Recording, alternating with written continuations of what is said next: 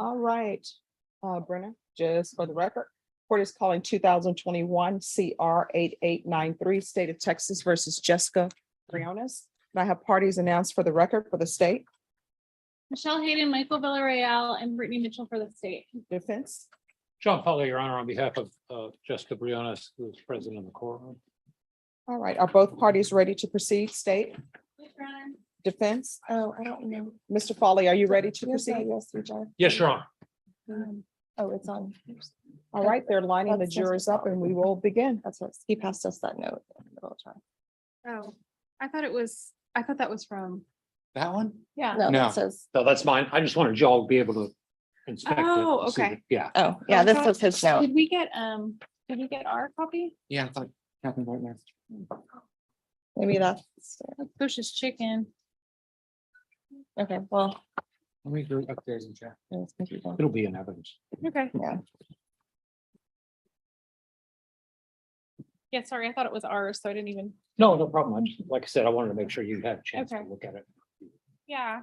Once. Well, you All right, watched let's it, line right? them up. You've seen it? She's.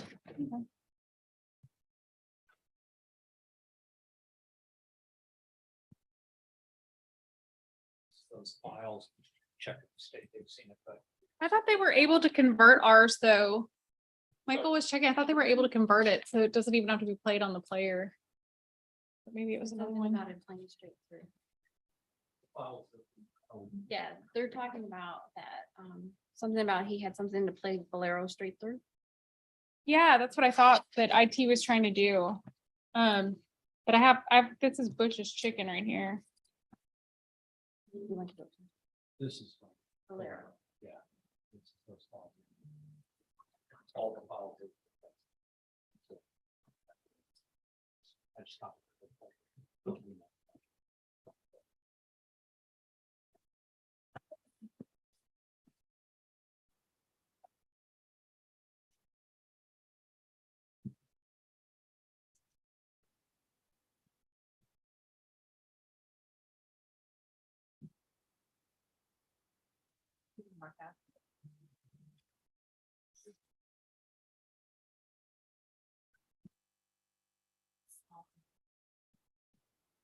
Just wrap it around.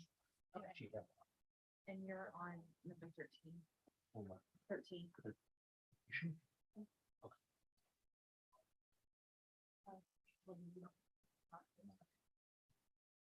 Because I thought we had gotten that back with the time we got the videos, but.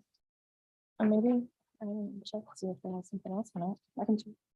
No, I thought that's, it came back though, at the same time. So this one, when I went up there, they just had this. This was, Bush's chicken.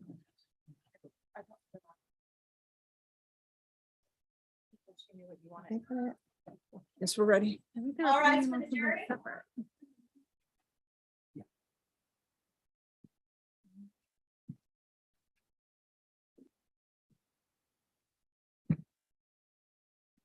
I don't know. Okay.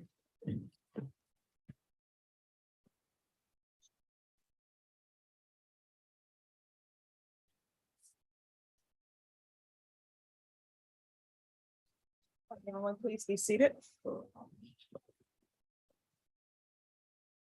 Defense? There's like. Oh.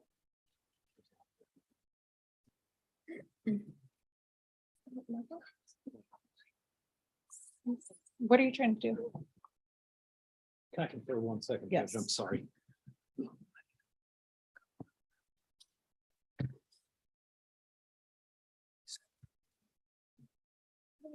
Just plug it into this.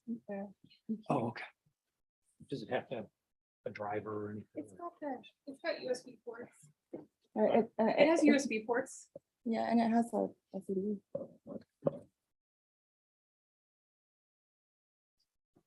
You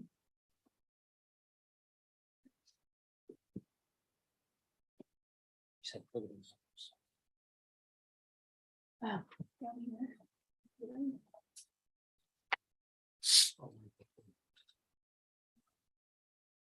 Got enough. That's okay. I'm good.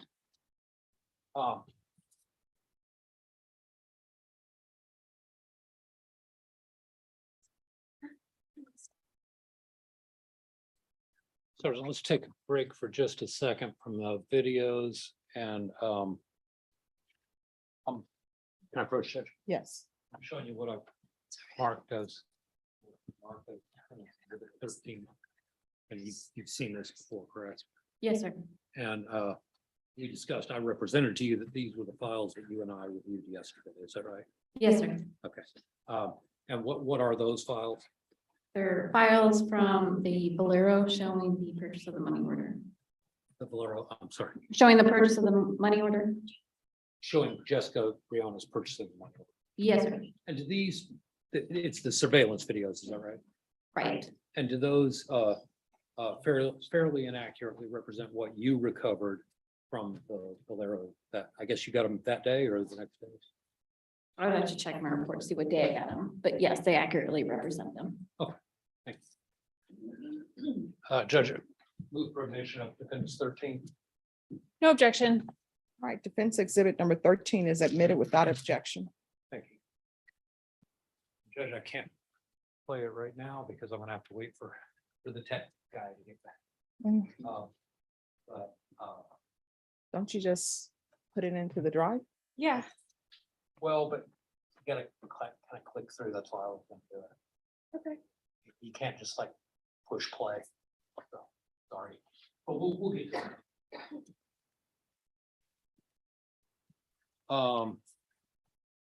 And then.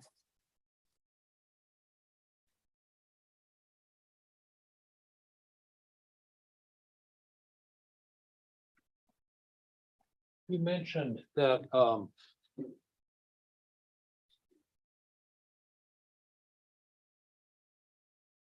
you said to Jessica while you were interviewing her on that last video, you said, well, kids get into stuff and they explore. That's what kids do. Do you remember saying that?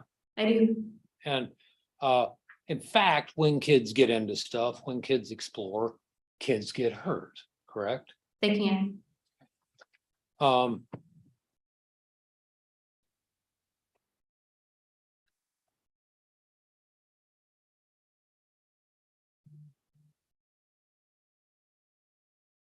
I think even you agreed that she sounded like a curious kid and that she was always getting into stuff. Is that right? I said she was curious, yes.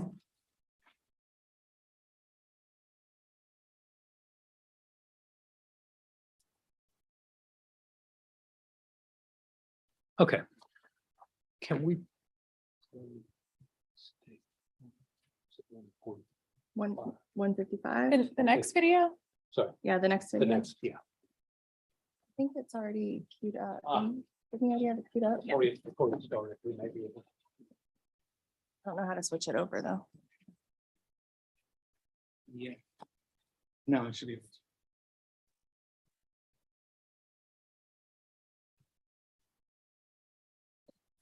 HDMI port? HDMI, I don't think so. I think it's too new. Oh, so, yeah. Son of a gun. There you go. Do I need any kind of driver? I don't think so. Wait, before you put it up there. Wait. Oh, well, it's already up there. Okay.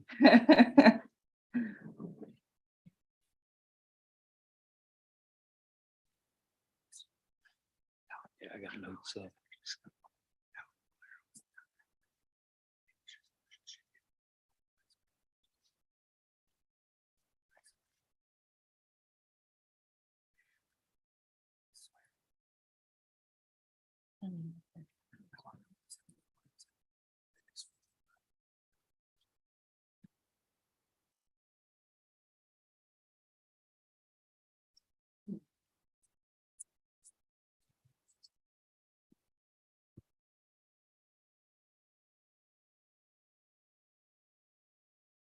Could I have parties approach, please?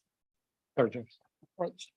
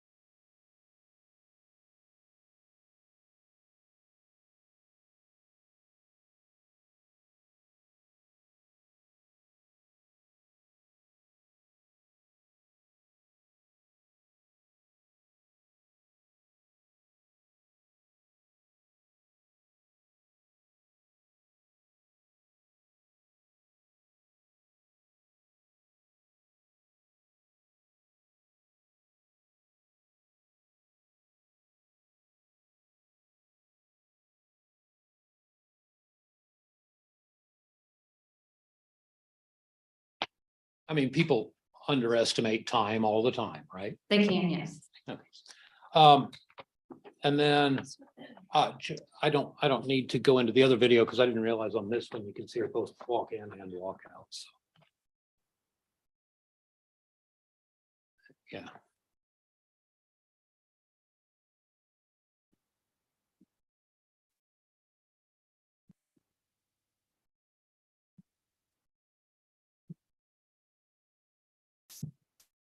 You said that you believe what Jessica was telling you, or you didn't disbelieve what Jessica was telling you, but that you didn't think that it explained Olivia's injuries adequately, correct? I said I did not disbelieve that she was doing those things to her daughter, but I believe that she wasn't telling us everything she did. Okay. And it's one of the examples that you and I went through when you were on the stand.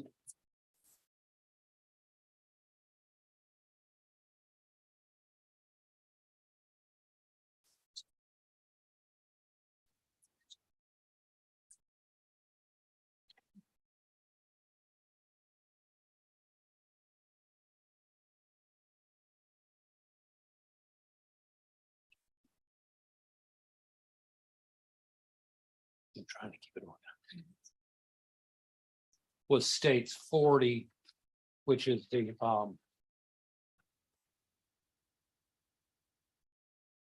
what you seized as the laptop that she was talking about, correct? It's a tablet, but that's the only computer, correct? And you said that was the only thing that you saw that looked like she could have been talking about was as a laptop, right? Yes, sir. And you didn't think this was heavy enough, if dropped on a kid's head from a foot or so up to have cut her. Is that right? I don't remember talking about the cut from the laptop. I'm sorry. I don't remember talking about the cut from the laptop. She said that she cut Olivia's head with the laptop Right. prior. That did not have to do with the new injuries. So I don't remember discussing that part with her. I can't hear the last part you're I saying. don't remember discussing that with her. That a laptop couldn't cut her. You don't recall her telling you that she had dropped a laptop on Olivia's head? That I remember. I do not remember telling her that that would not cut her. No, but you told us yesterday that you didn't think this was what cut her, didn't you?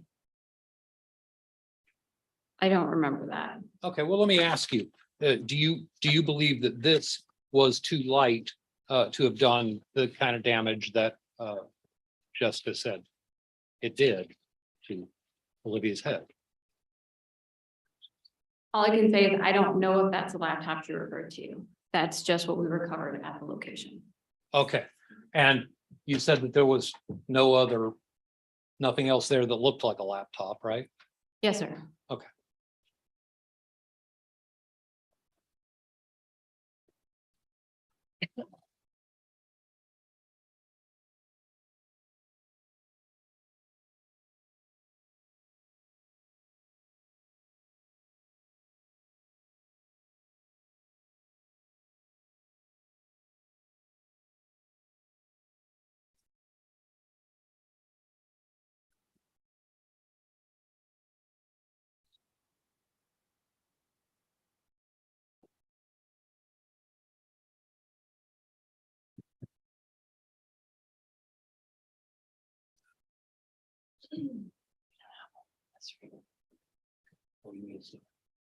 I mean, What are you looking for? The CSI. we don't, I don't think. Oh, Over here? Oh, here there, here there.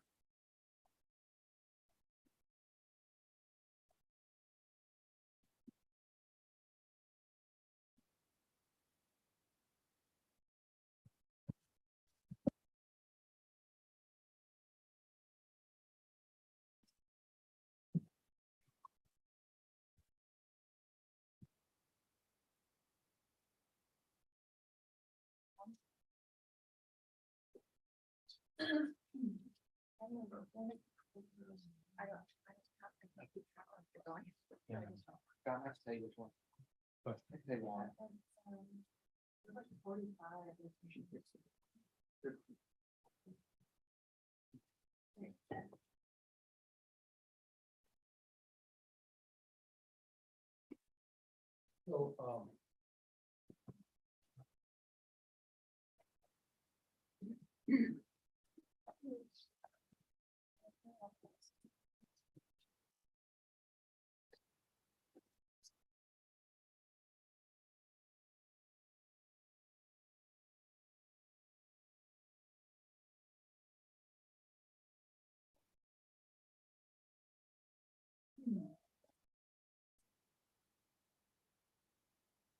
Judge, I'm publishing States 32, which is the CSI video.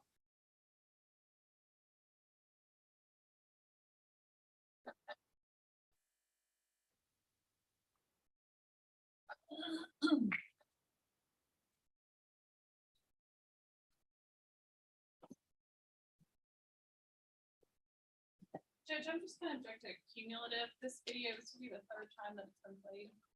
I haven't played it, Judge. You played it earlier. All right. Yesterday. Can I have parties approach?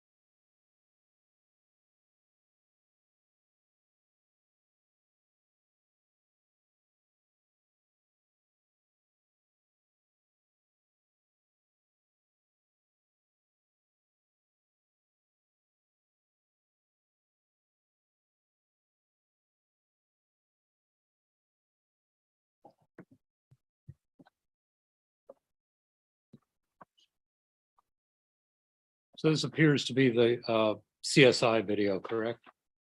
Yes, sir. And I'm just going to skip forward.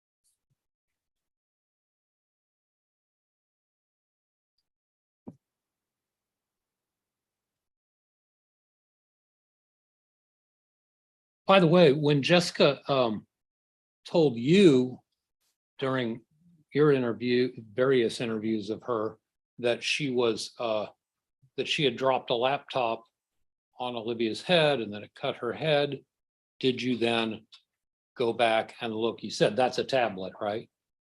Yes, sir. Did you go back to the apartment to look for a laptop? I did not. Did you ask Jessica to show you a laptop? I did not.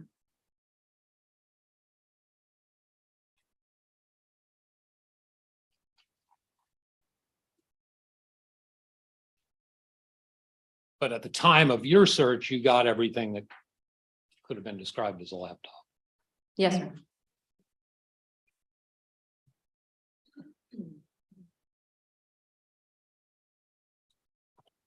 What's this right here? That is a case. I'm sorry. That is a case. Could that be a laptop case? It could be a laptop case.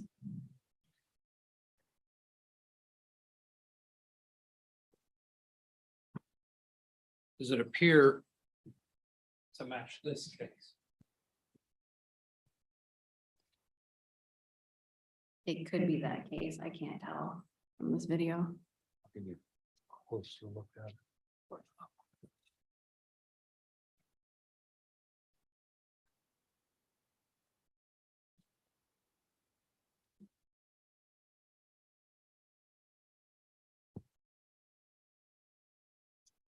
Does that appear to be the same object that's there? And I can start that video again so you can see a little better.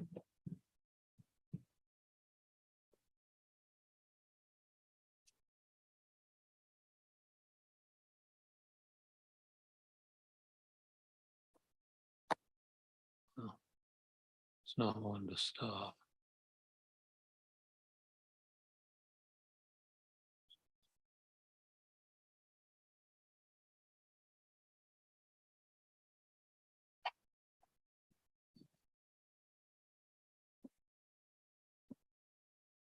Does that appear to be the same type of case?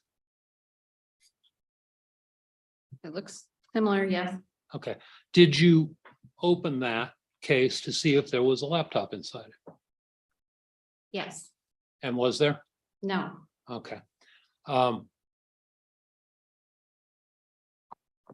In that case.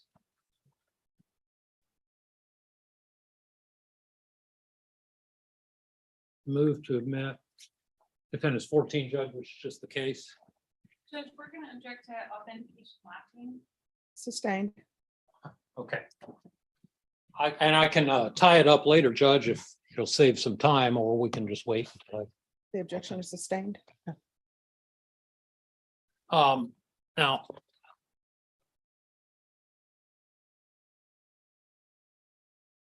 We can go to 154. 55.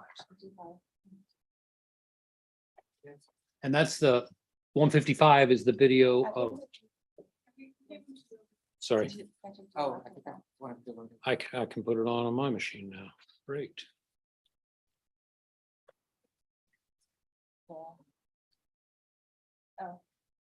But this isn't actually.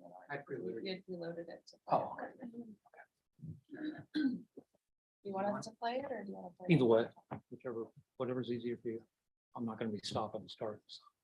All right, just play it from there since it's already loaded.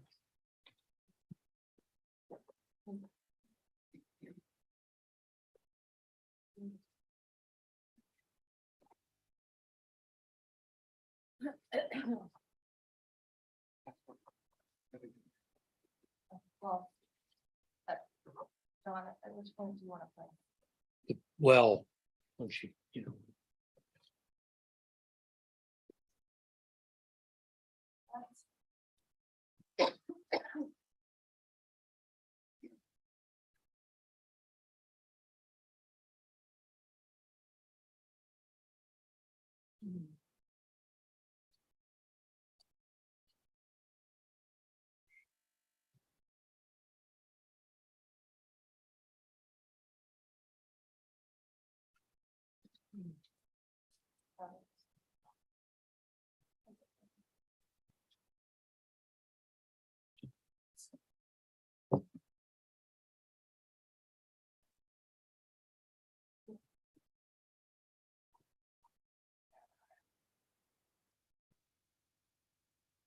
Sorry, Judge. Must have popped up.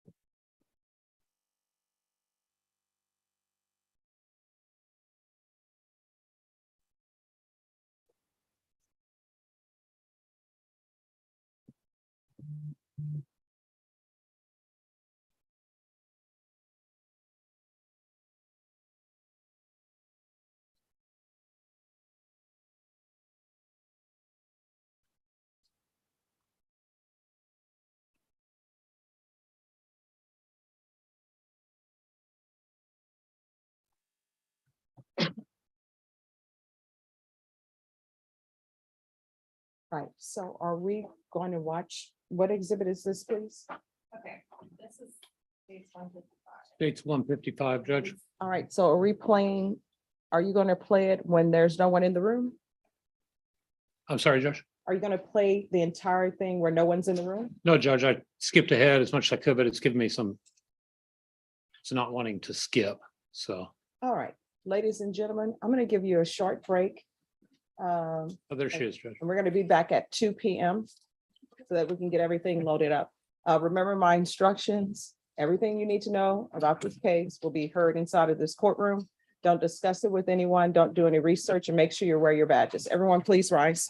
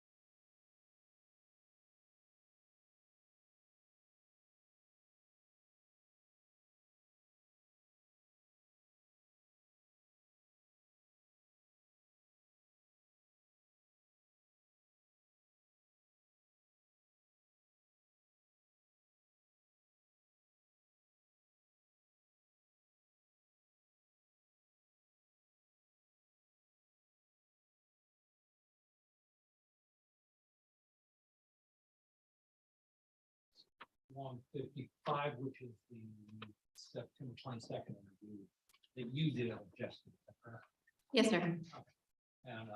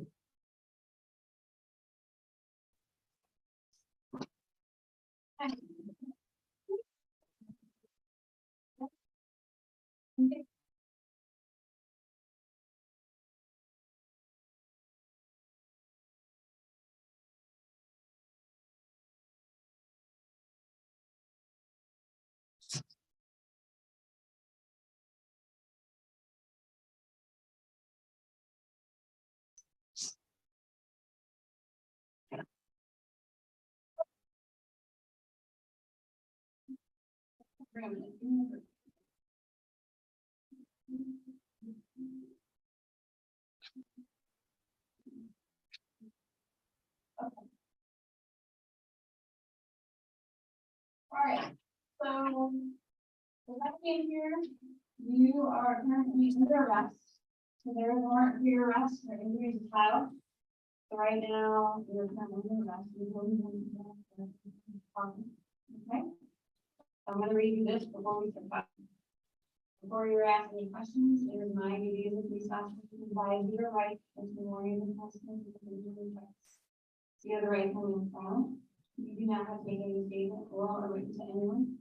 Any statement that you make will be used as evidence against you in a court of law or at your trial. You have a right to have a lawyer present to advise you before and during any questioning by police officers or attorneys representing the state. You may have your own lawyer present, or if you're unable to employ a lawyer, the court will appoint a lawyer for you free of charge now or any other time. If you decide to talk with anyone, you can, and you can stop talking to them anytime you want. The above rights are continuing rights, which can be referred to any stage or proceedings. Do you understand these rights? Need a yes or no? Yes. Okay. What is that? What is what? Yeah, that's a charge, it's injury to a child, intentionally knowing irreparably, causing serious bodily injury. Basically, you're being charged because while in your care, custody, and control, your child ended up with multiple serious injuries, which ultimately led to her death.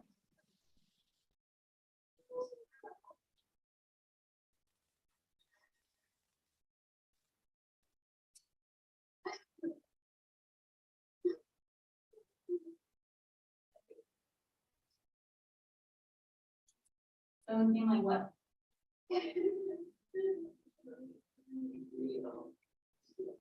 It's very real. You found her in the hospital with injuries over multiple extremities on her body. Arms, legs, head, face. Yes, okay. Anything else besides issues?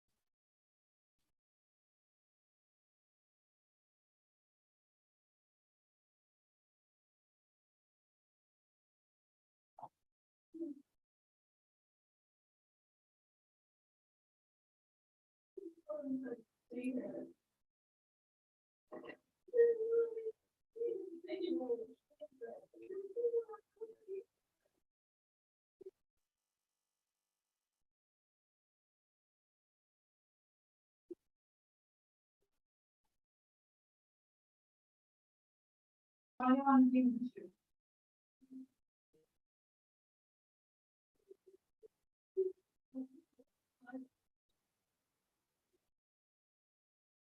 Okay, that last thing when you saw her was from what you did to her. You're trying to tell me she did it to herself?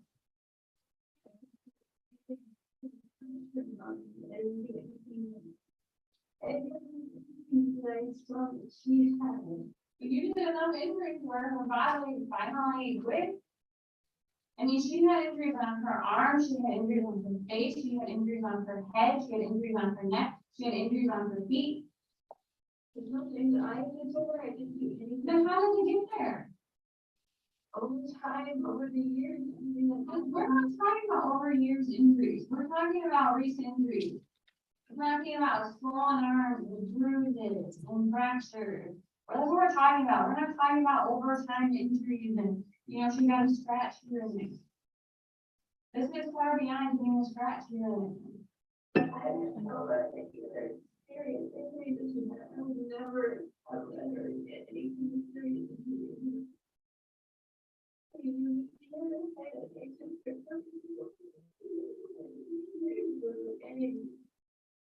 Okay, I just want to understand how this 4-year-old is so unlike all other 4-year-olds that she is smashing her head so often that you're doing research to find out what to look for head trauma. Why is she so different? Tell me.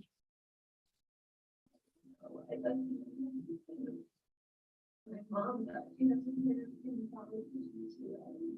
you need to balance you. She was so running into things and started working and she was easy enough if you were giving her these things. She can't cook for herself.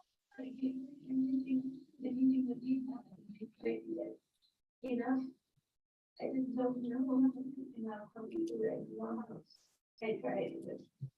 I fear as much as I would eat, I didn't eat that much. I was trying to find ways to get out here and eat better. To be better.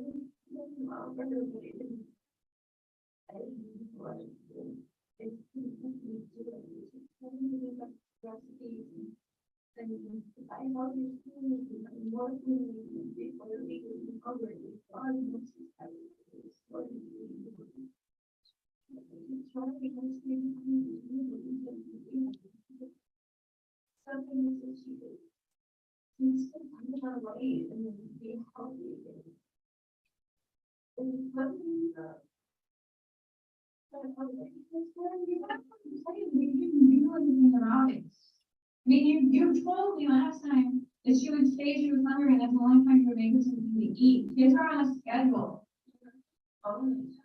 Sometimes she would say, I would feed her regularly. Sometimes she was hungry, she would say, take in the afternoon. She only did that once or twice in the whole time that I had her. But you knew she was losing weight. She's 4 years old. She's growing. She's running like a weed at this point. And she's losing weight instead of gaining. I don't know if she was losing it. You told me she was losing it.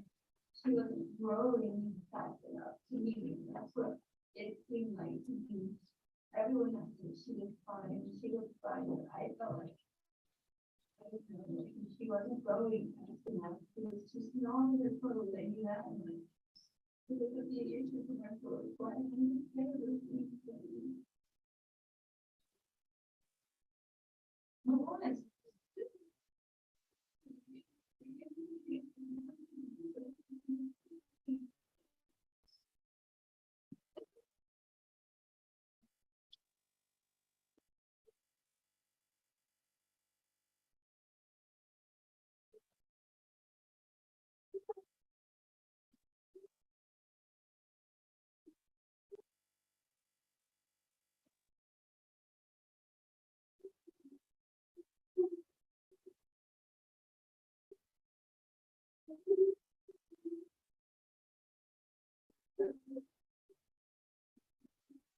I didn't know what.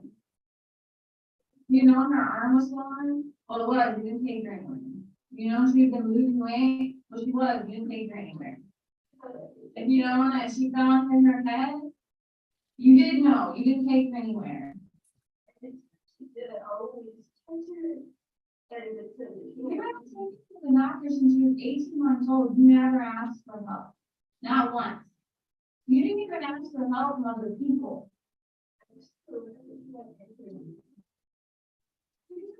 Injury that you couldn't stitch up on your own since you were bleeding. Because it's serious, because I thought she was in. So an arm that's swollen from her hand all the way up to her upper arm is not serious too. It happened to me one time when I was just small, so it was swollen. Her entire arm is swollen. Her entire arm. That's not serious? I didn't know it happened to me. I didn't think it was. You witnessed her get her arm smashed in the door because you shut the door on her. And then you witnessed that arm continue to swell as the days went by. And you're gonna tell me that she didn't complain about her arm hurting? No. Nobody believes that. Nobody believes that. Everybody's had some kind of pain where things are swelling, and everybody's gonna say that hurts. You can't sit there and tell me that your 4-year-old wasn't in pain. Anything I can do better. Even my mom, she didn't even complain. She didn't. That's why you didn't believe any of this. That's why. If she said it hurt, you know, she said it hurt first, but the first one was I hurt.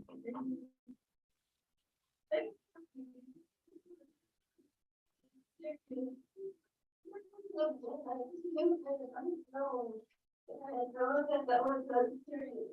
No way that you said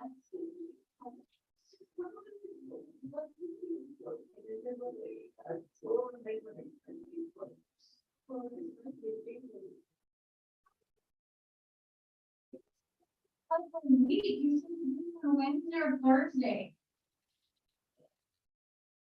Is it normal for you to have things that are swollen for that long and not be concerned there's another problem going on? That's normal. And you're gonna walk around with a swollen arm for a week and not think, maybe I should get this checked, this isn't normal? I mean, it didn't.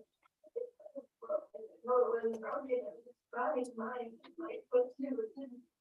I mean, it hurt. Oh, this whole time that it didn't mean. I wouldn't have anything serious. Or even anything like that.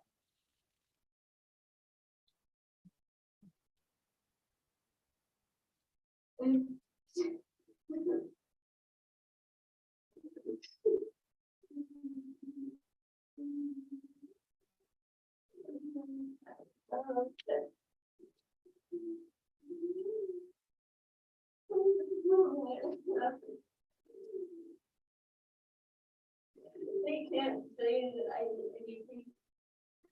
Well, because I know I didn't do anything. There's no way that just when I picked her up. And then. You mean just when you picked her up? The morning when she was throwing up, and I think he was still breathing, he was like, big problem, after I picked her up. To take her to the hospital, after the hospital, he started having trouble breathing, and that's what I did, was I thought I didn't know to stop someone, when you call it, as they're tolerating it, right? So he went to the hospital, and he was someone to do CPR, and he did CPR, and I thought the police could help.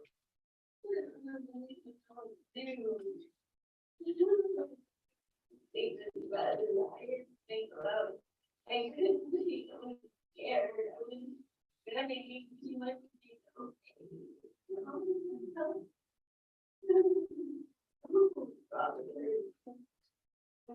minutes, I was there, she was fine, and then she wasn't, and I don't even know how, or what happened to her. I always checked her, always watched her.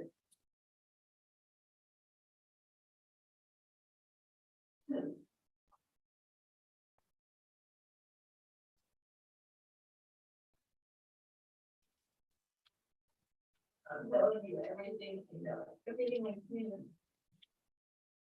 Like, maybe, nothing like this. I would get tired or just get on there. So. I'm gonna see picture, I wanna show you why I did that. He's right there.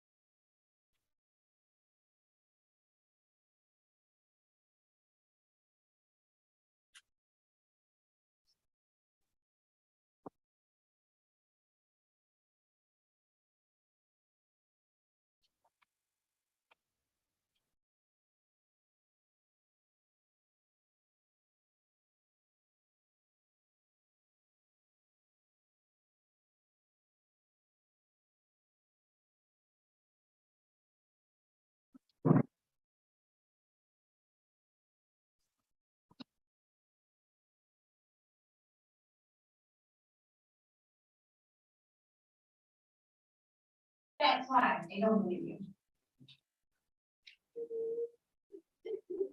You're gonna introduce her head, you're gonna introduce her abdomen, she's gonna introduce the whole arm, even her hand. That's why I don't believe you. You're gonna tell me she did that all to herself, not to mention what's on her face that you can't see.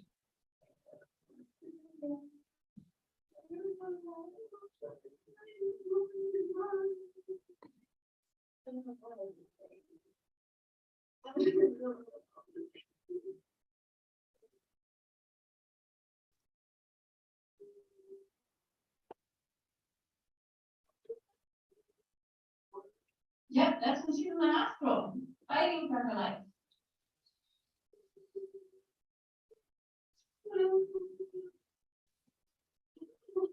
Now you're telling me, am I supposed to believe you don't know how she got all that stuff happened to her?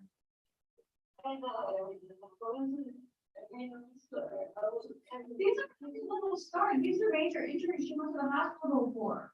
These aren't little scars that have healed up over time. You keep trying to talk about these falls that have happened, months ago, years ago. That's not what we're talking about. We're talking about current injuries. This is not a normal place for a kid to get hurt. The top of her head is not a normal place for a kid to get hurt.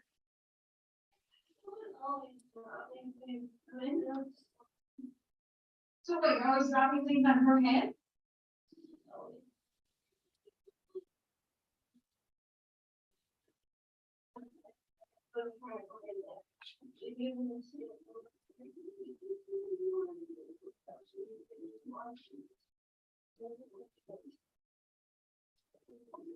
You're dropping on her head.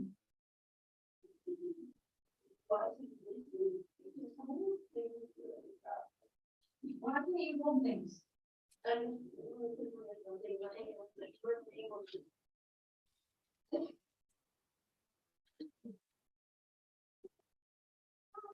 You can't hold things when you're washing dishes. You're trying to tell me you're washing dishes over the floor and not over the sink.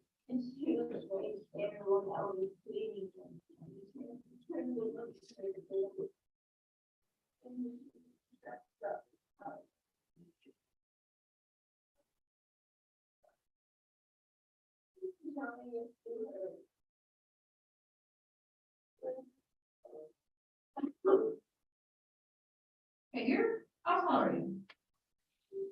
5'3". 5'3". How tall was he? Okay, so he came up to where on your body? To your waist? Okay, so you're telling me that a dish that you would drop from chest high to waist level would do enough damage to her head to scar her. That's what you're trying to tell me? No, I'm talking about scars. Okay, we're not talking about little scratches anymore. Little scratches don't leave big scars. You're trying to tell me that you would drop a dish this distance onto her head and that would create a scar? From your chest to your waist, that distance, and it would scar her head. No, that happened up here, this is where I was. Okay, so that's fine, we'll say shoulder height. We don't want a long distance for a dish to fall on her head to create a scar. Multiple scars on her head.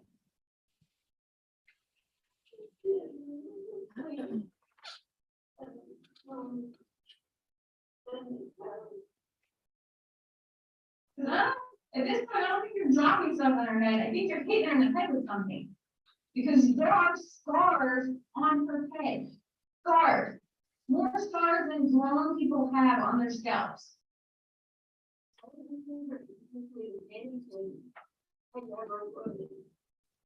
You're just dropping stuff on her head left and right. And she's just whacking her head on every surface left and right, because she's so clumsy.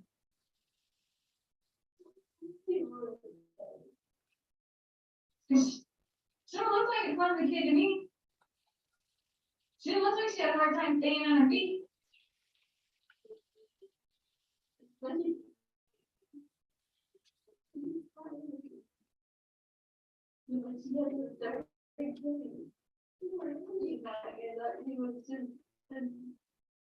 I know he was getting your energy back or back in the morning,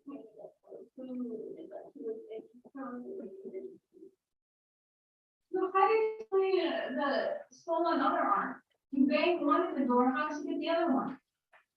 You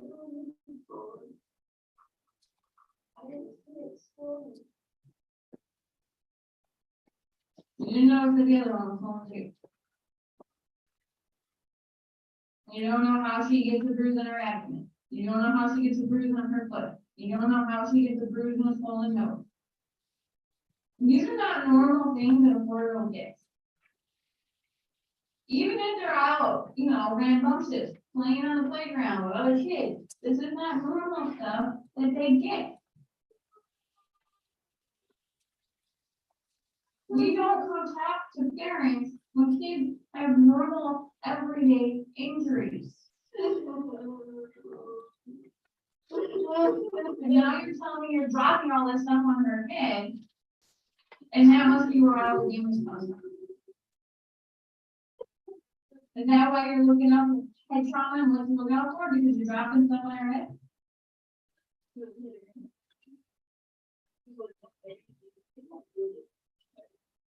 Just sharp stuff. So you drop sharp stuff on her head. They aren't normally sharp. Your place sharp? What kind of place do you have?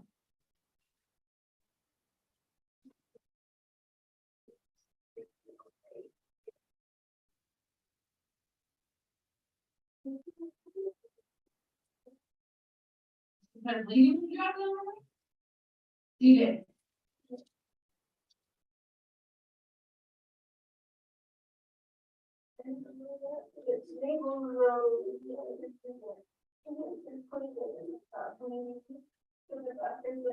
How many times did you drop something on her head when you started bleeding?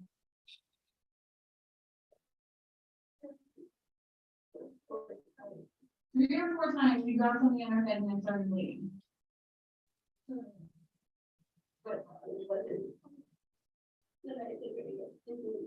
When you dropped the laptop on her head.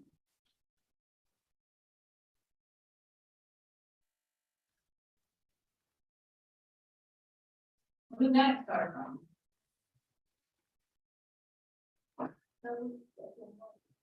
What do you mean the second one?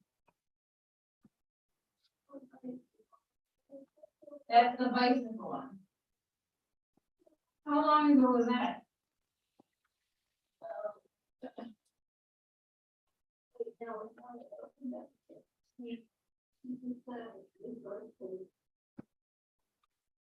When you see the door frame.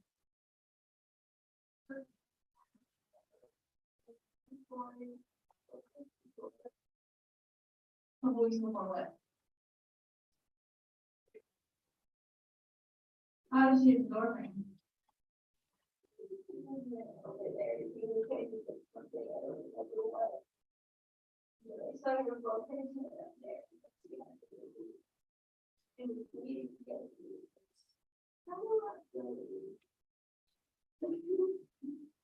So she hits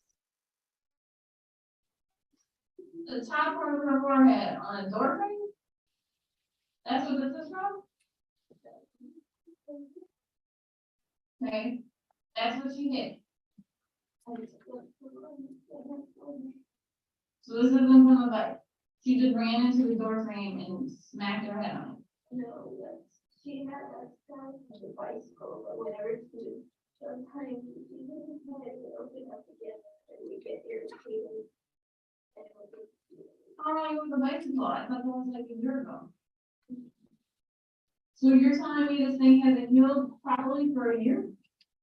no, just a couple of times a year, she would fall, she'd scrape her head on the stairs, something instantly open up her door. How did she get scraping her head there on the stairs? I was supposed to. Yeah, but how did she get in that part of her head on the stairs? She fell forward and she scraped her head in the stairs. That's all. You're telling me that she can hit that part of her head on the stairs and not mess up her feet? She just scared me. I was holding her hand. Okay, but if you're falling flat on your face, your nose is hitting the ground first, not this top part of your head. She just scraped me and she just stared to the next step. That's why I just cleaned it up. And it was okay. That makes no sense. She scraped it up right there. I hear what you're telling me. That makes no sense. How is she gonna hit the edge of this stair with that part of her head and not mess up the rest of her face? Like this. But the rest of the stair is there. The stairs are concrete. Yeah, but the next stair. You're gonna tell me that her hitting her head like that in the stair prevented her from falling all the way to the ground? Is that what you're saying? I was holding her hand, just barely squeezed, because in the forehead, that's why she didn't fall anymore. I always hold her hand, but sometimes.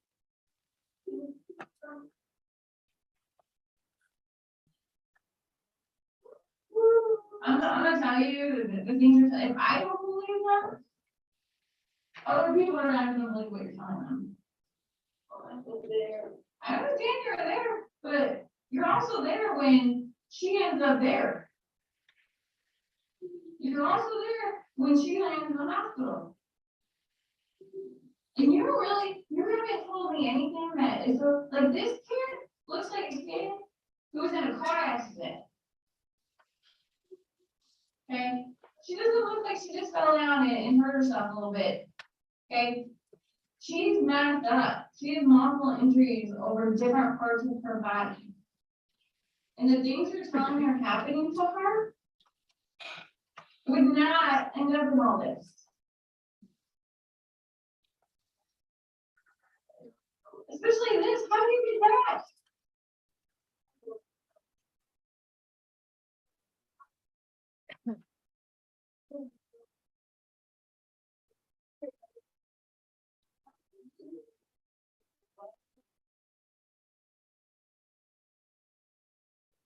See it again. It's a mystery to you. I didn't know she hit her head, and you don't want to tell me. I already know that she fell off the chair Friday, and she hit the back of her head, and then a couple days later, you were carrying her and hit her head on the door frame accidentally in the exact same spot. But I think you also know something else happened, and that's what you don't want to tell me. I didn't know the night before the kid. I don't think you thought it was anything different than any other day. I believe you there. I don't think you thought it was anything different. But I don't think you're telling me how her head injury happened. I don't know. There might have been, I didn't even know. I didn't even know. I mean, you're not like this child is flinging herself into walls and door frames and on the floor. It's fall down. It's not that far, it doesn't have that far of a fall to go. Okay, but she's also old enough that when she falls, she doesn't just go head first. Okay, and she's gonna put her arms back, and she's gonna try and catch herself, because that's a reflex. She doesn't have to be educated to do that even, it's a reflex, this is what people do, when you start falling, you try and catch yourself.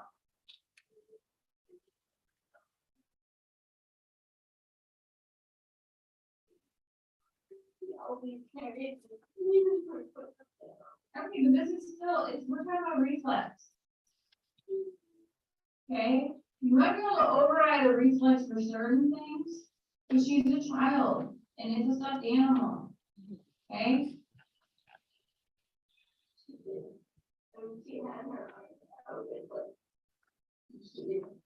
still living there, and remember the lecture that I saw it. And that's why.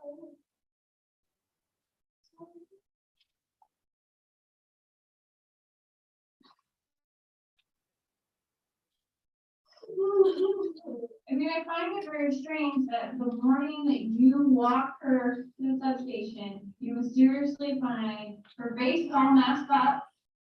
She's got this thing going on her side. Plus she's got a bruise on her foot. You don't know what happened to you. And she won't wake up. And you have no reason for any of it. It's like you're telling me some ghost.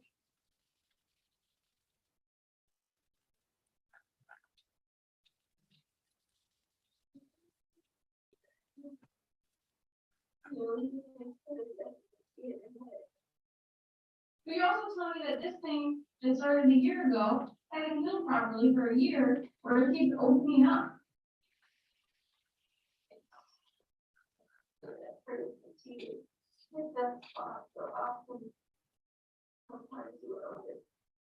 Okay, but in my mind, if this isn't closed in a week, we're going to the doctor. If it opened up and bled anytime after it was healed.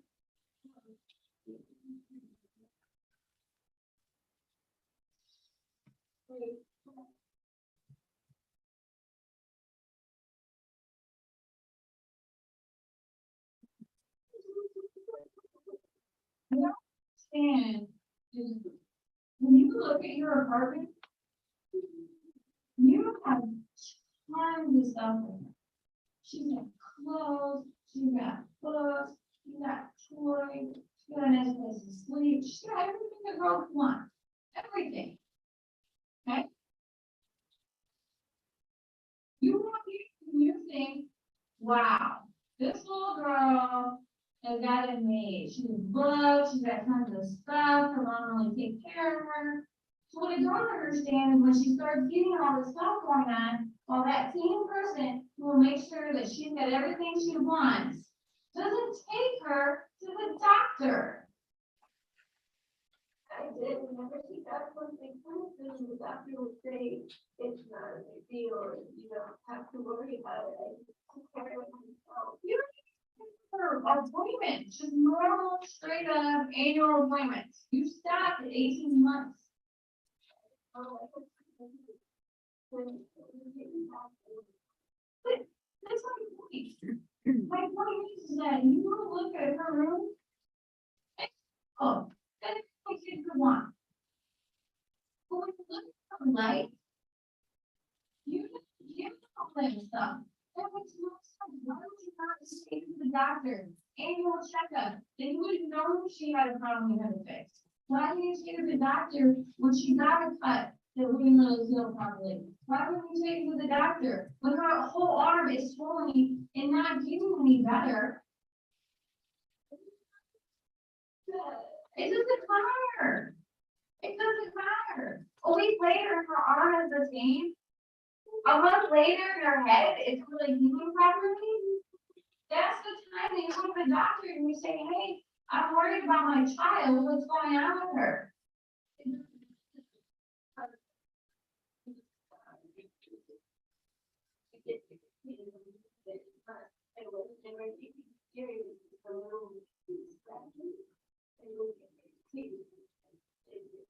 Okay, well, then you can go back to and start on all the time, unlike any other normal 4-year-old. Okay, that's not normal for a 4-year-old.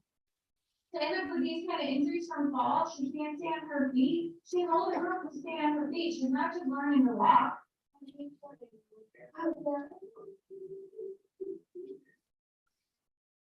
She's just losing weight. You don't take her.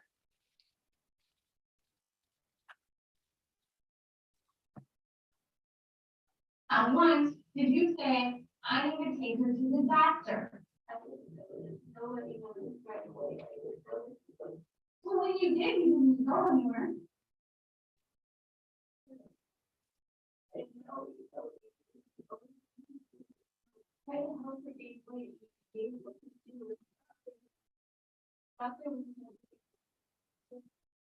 you know what to do, that tells me you knew you weren't feeding her enough.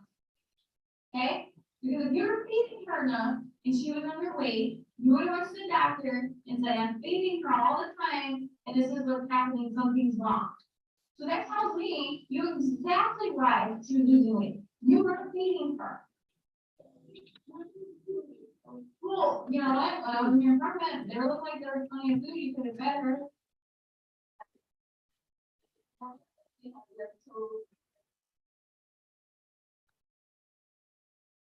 If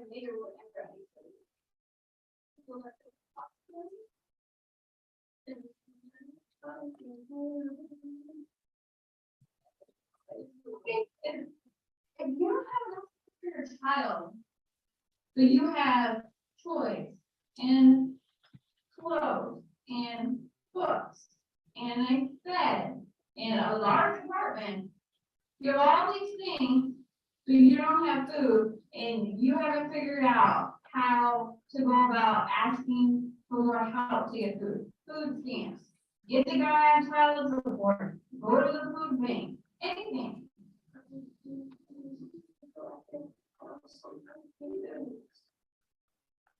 Okay, then food bank. Getting more food stamps.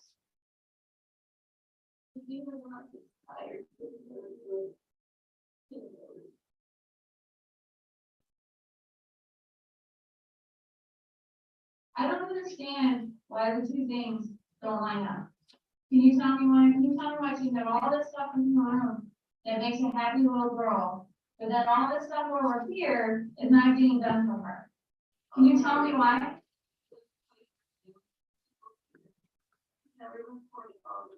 Okay, but you still had to sign up for something to get those things to her, right? I mean, how did you get donated stuff?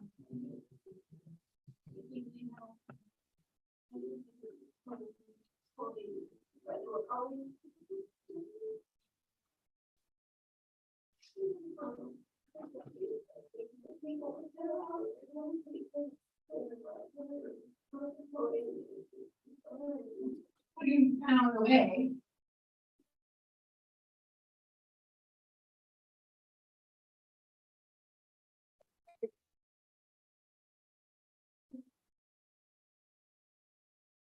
She's been around. She's plenty close to her.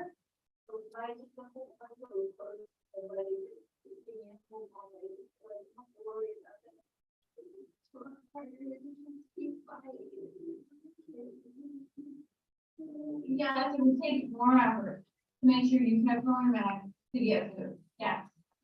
But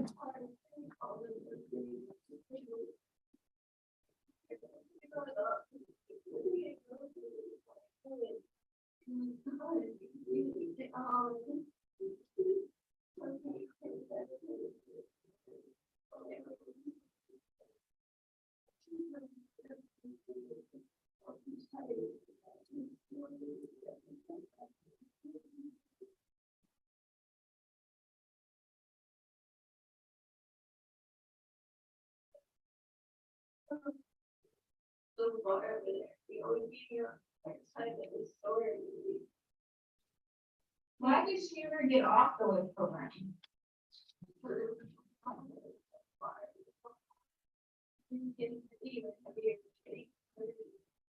So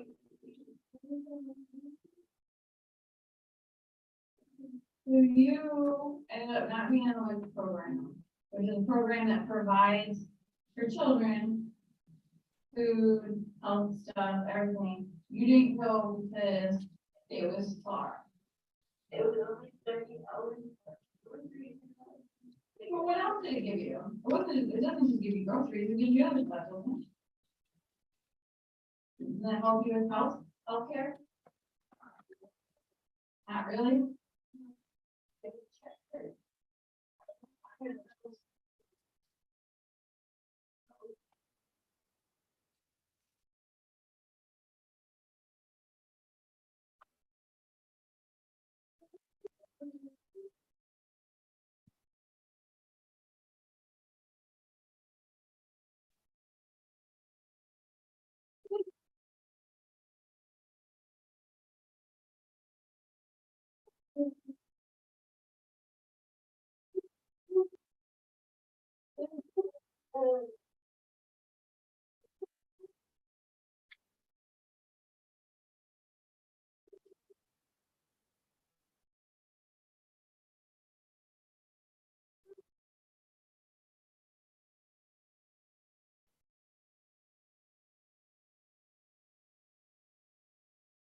Okay, just for them place, what else have you got on?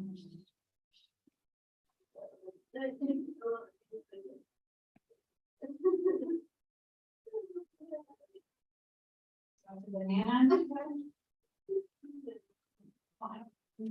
Pretty far. Well, then it probably damage.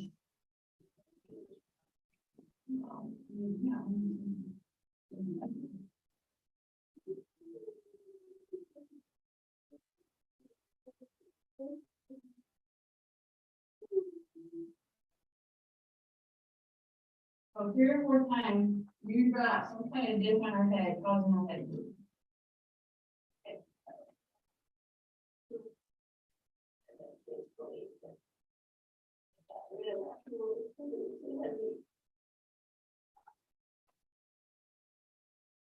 What else did you have? I have sex, did you do the banana? Well, that's how we actually went to get stitches for her, okay?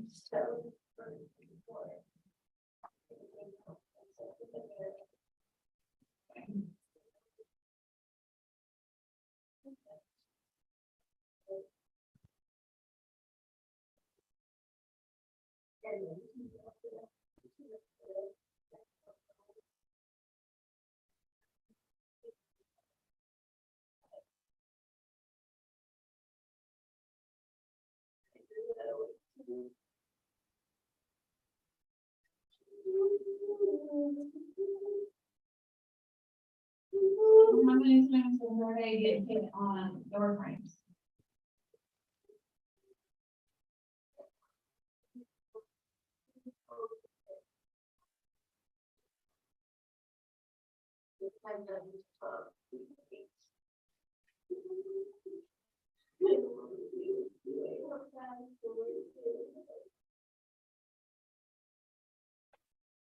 When's the last time, besides when you were carrying her in bed, you hit the same spot she fell, what was that? You said Friday she fell back and hit her head, and then you said what? How many days later, you hit her head in the door frame when you were carrying her there?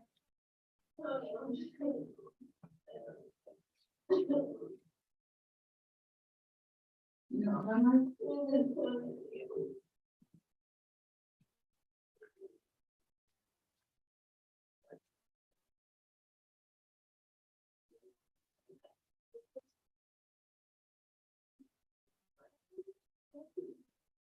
So Sunday night, so Friday she fell back and hit her head, and then Sunday, you're carrying her to bed, did the same time, her head on the door frame. And before that, when was the last time she hit her head on the door frame?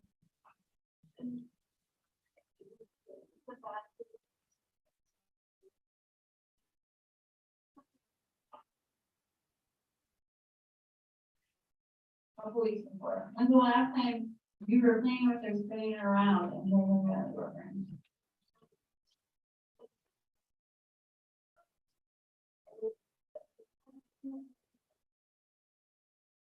When was the tiny matter on your shoulders? When was the tiny matter on your shoulders?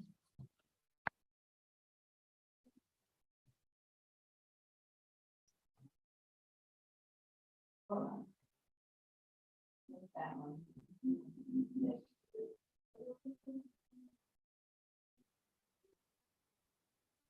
On the wrong thing.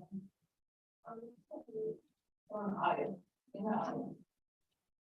You had it on your shoulders and what happened?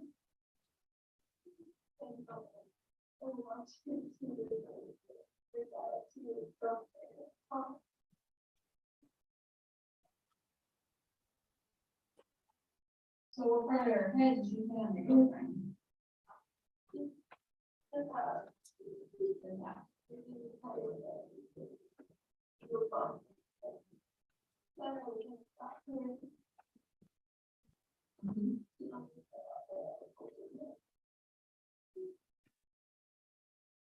What else is causing cut in her head?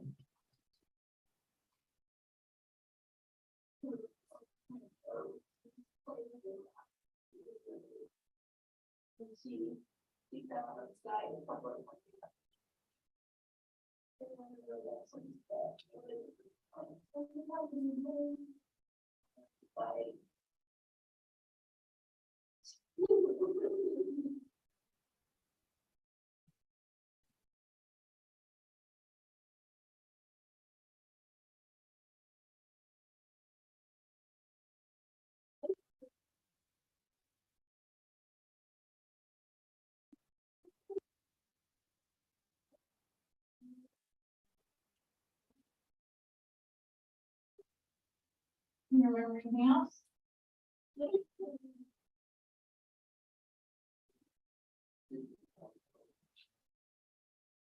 Yeah, I'm on cut her head.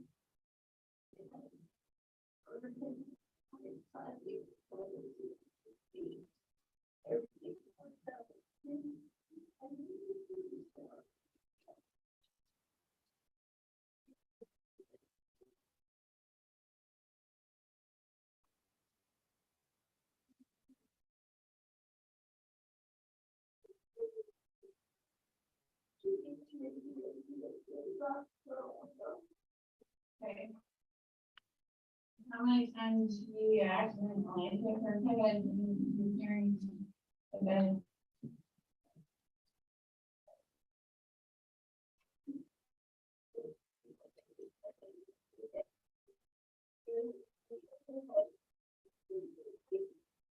How often do you carry the bed?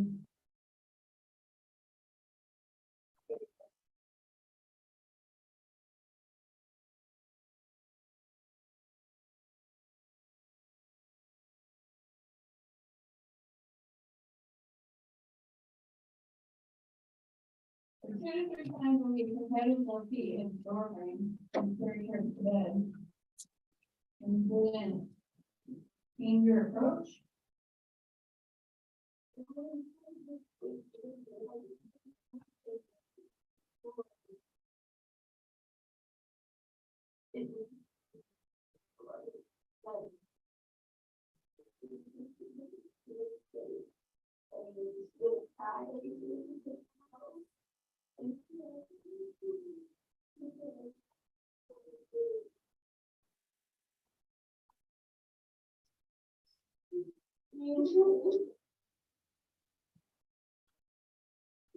What made you start looking up head trauma?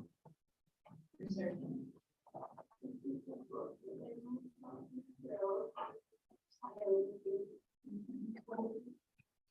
What was the first time that it made you take out that book and look up head trauma? What happened?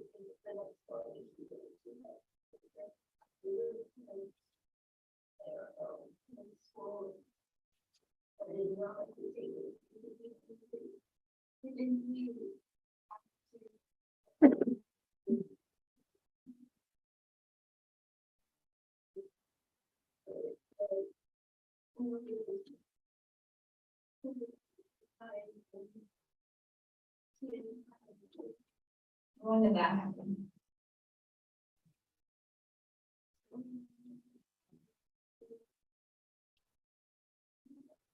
Oh, over a year ago. Okay. And she hit her head on a coffee tube or like a different time?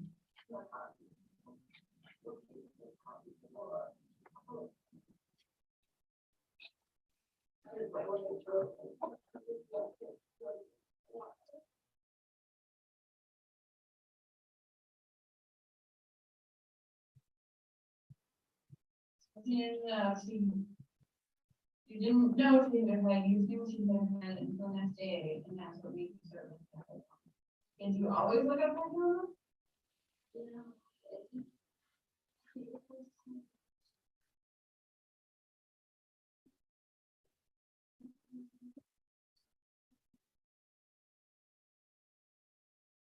Did you ever research anything else, Michael?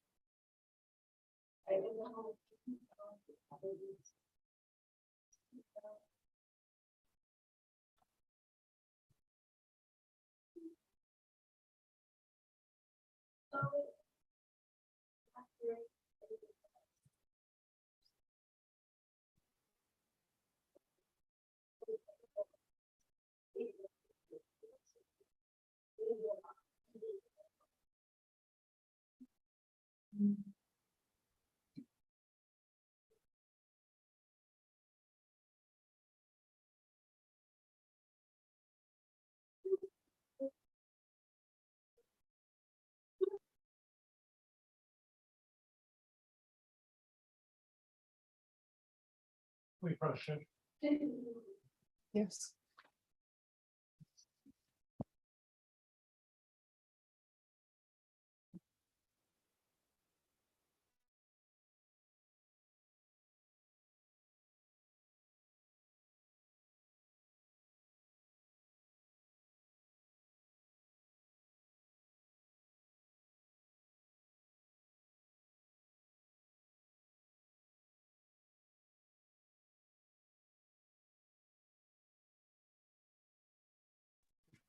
All right, does anyone need a break? Okay, all right, let's continue.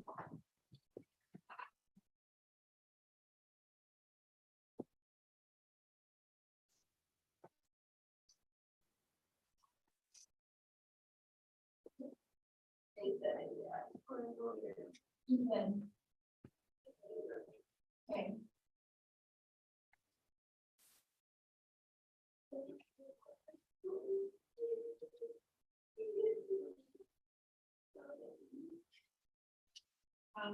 From here, you're going to get booked, so you can't have your phone there and then.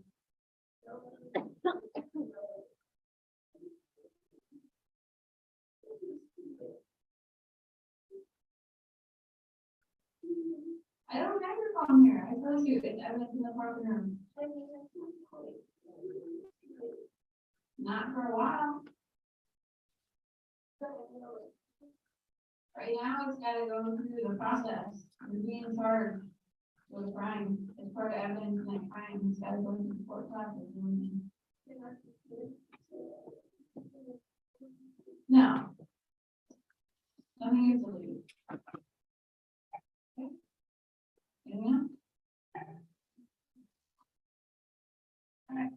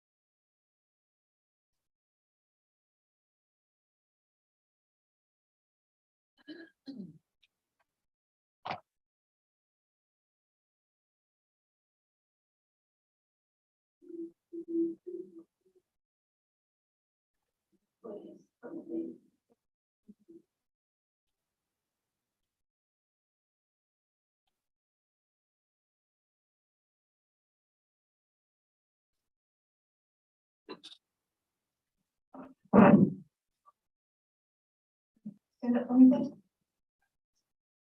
No, sorry. I don't know if you'll come back.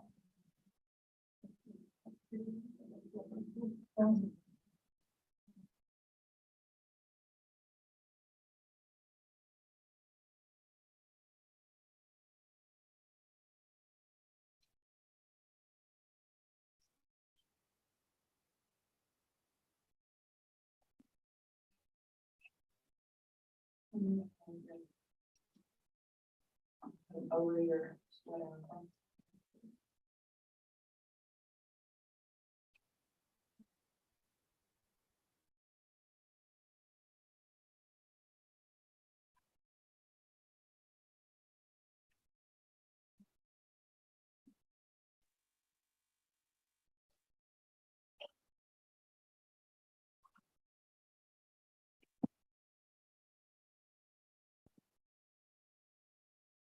Judge, I think there's a minute left, but it's just an empty room. All right, do you want to stop there, counsel?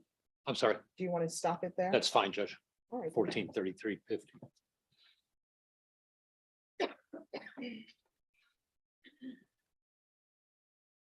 All right, you may proceed. All right, thank you. All right, we can be back at 3:40. Is that enough time for everyone?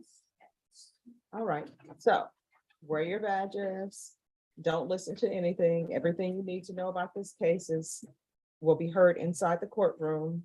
No research, no deliberating. All right, everyone, please rise for the jurors.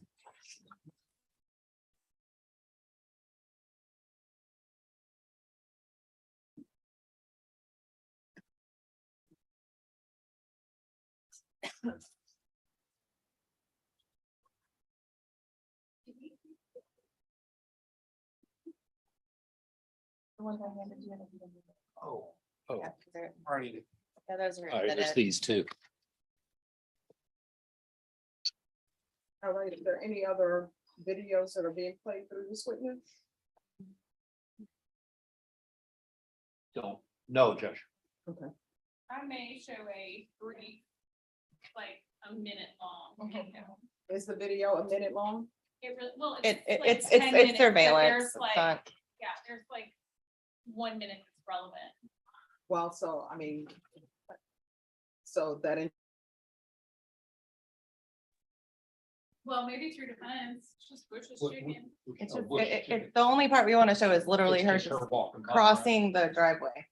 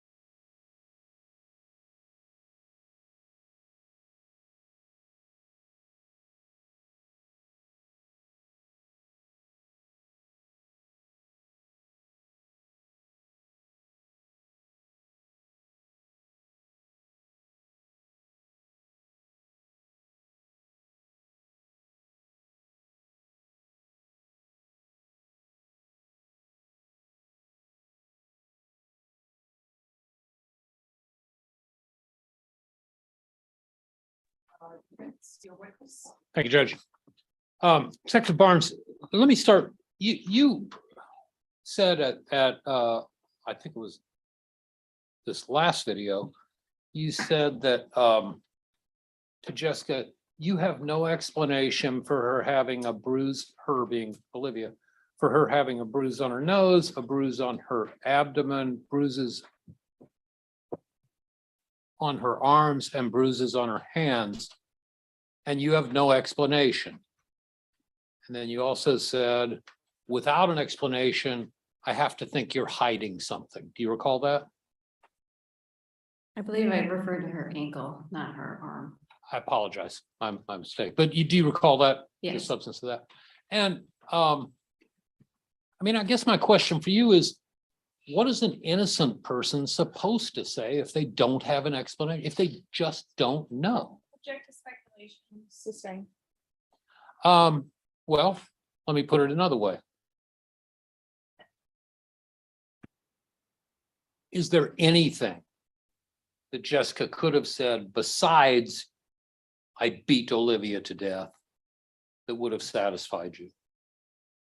Object to speculation again. Sustain.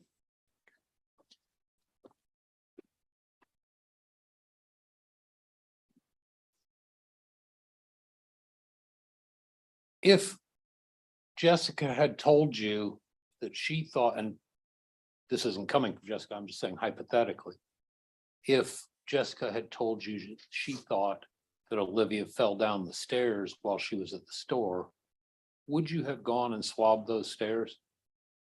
Object to speculation and relevance. That'll be sustained as to relevance. Oh, okay.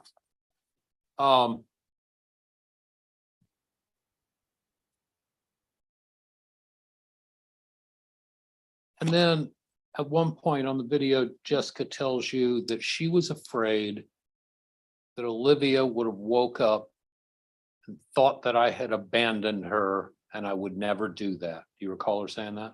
Yes. And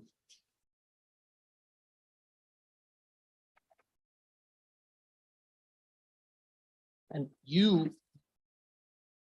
not directly in response to that, but a couple minutes later, you said the fact that Olivia has clothes and toys. Oh, no, sorry, you did not say this. You said that Olivia has clothes and toys and a beautiful room, but that Jessica didn't take her to the doctor when you said when she was underweight, is that right? I said for multiple reasons. Okay. So did you see the fact that she had these clothes, these toys, this beautiful room, et cetera, as evidence of guilt? No, Okay.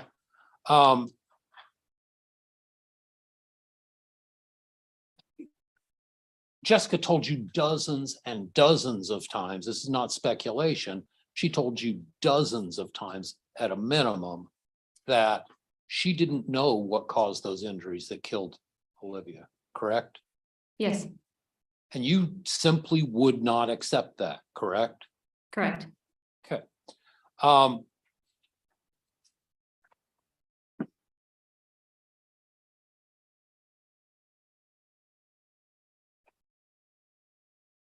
And did you see that as evidence of guilt? See what is evidence of guilt? The fact that she didn't know what caused the injuries? I saw that as she didn't have an explanation for a child that was in her care.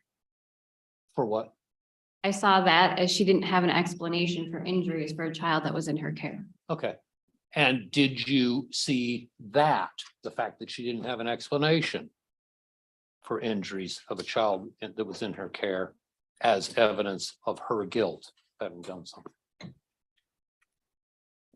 I see her whole statement as evidence in general for this. And I'm asking a slightly different question.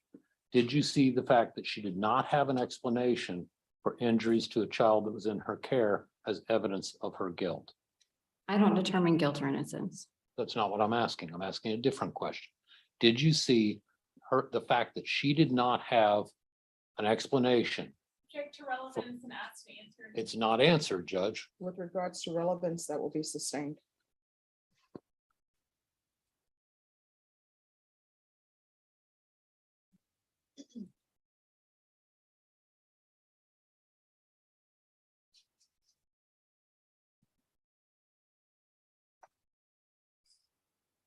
You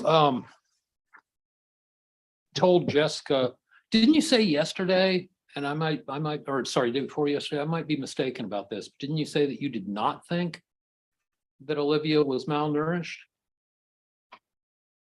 No, I said that I knew she lost weight. I didn't have any knowledge of malnourishment. That wasn't part of the medical information I received. But you told Jessica that she was malnourished. I told her that she was underweight.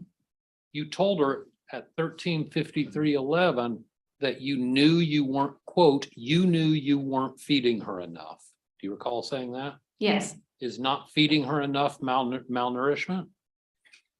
that goes to her being underweight or But, losing weight, I should say. right, okay, so what's malnourishment?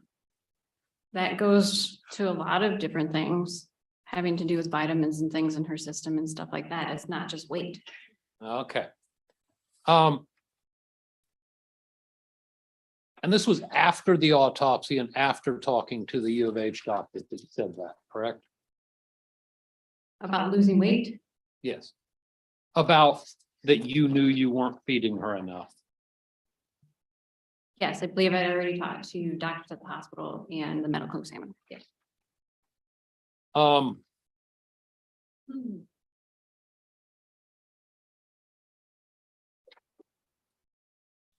You asked her why she didn't get food stamps, correct? Yes, And she had explained to you that she was afraid that Corey, the child's father, she didn't say, she didn't use his name, that the father of the child would get back in the picture if she got food stamps because the AG would go after him, correct? she did tell me she was afraid of him. I thought that was in response to when I asked why she didn't put him on child support. Child support as opposed to food stamps, okay. And she had told you that she was afraid of Corey, correct? Yes, And she also told you that Corey had no involvement in Olivia's life. yes.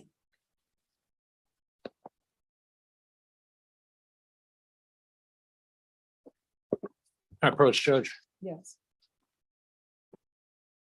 Show me what's been marked, state, defendants exhibits 15 through 18. And ask if you recognize these.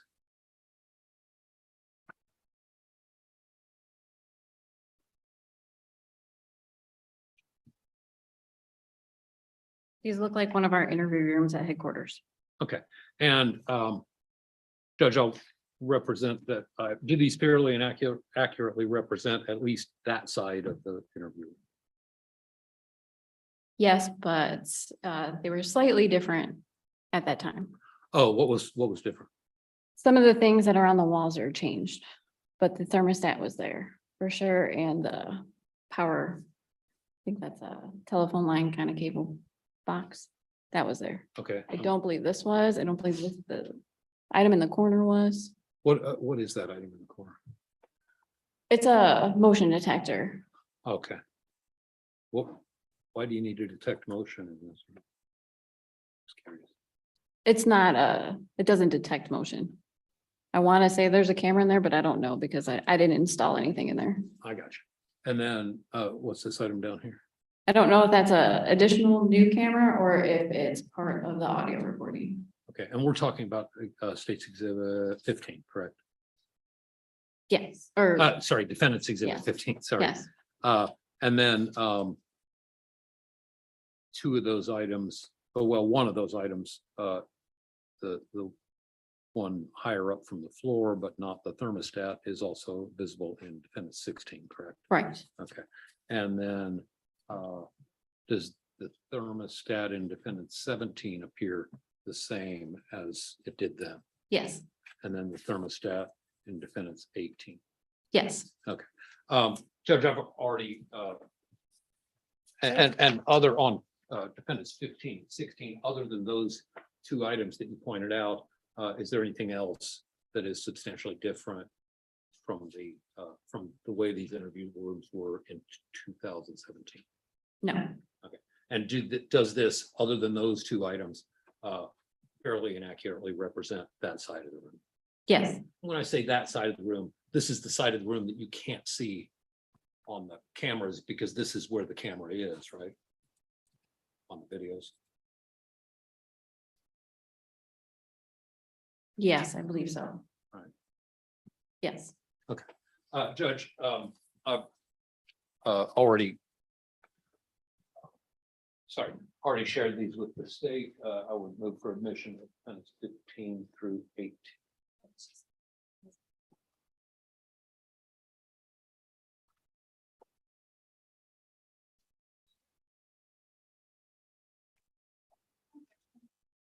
All right, defendants exhibits 15 and 18 is admitted without objection. Go. Do you want to publish them? Ms. Do I want to Pauly, publish do these? you want to publish? I do, them? Your Honor. Yes. All right, you have permission to publish. Oh, I see. Thank you. Plug the HDMI. Oh, okay. Yes, 15 through 18. Go on here. It doesn't, you know, Oh, on here.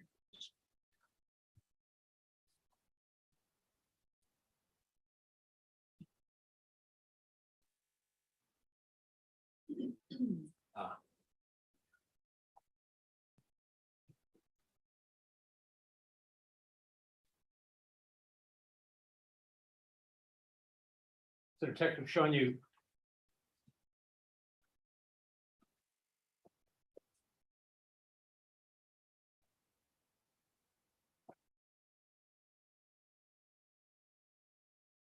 Showing you what's been marked and admitted as defendants 15.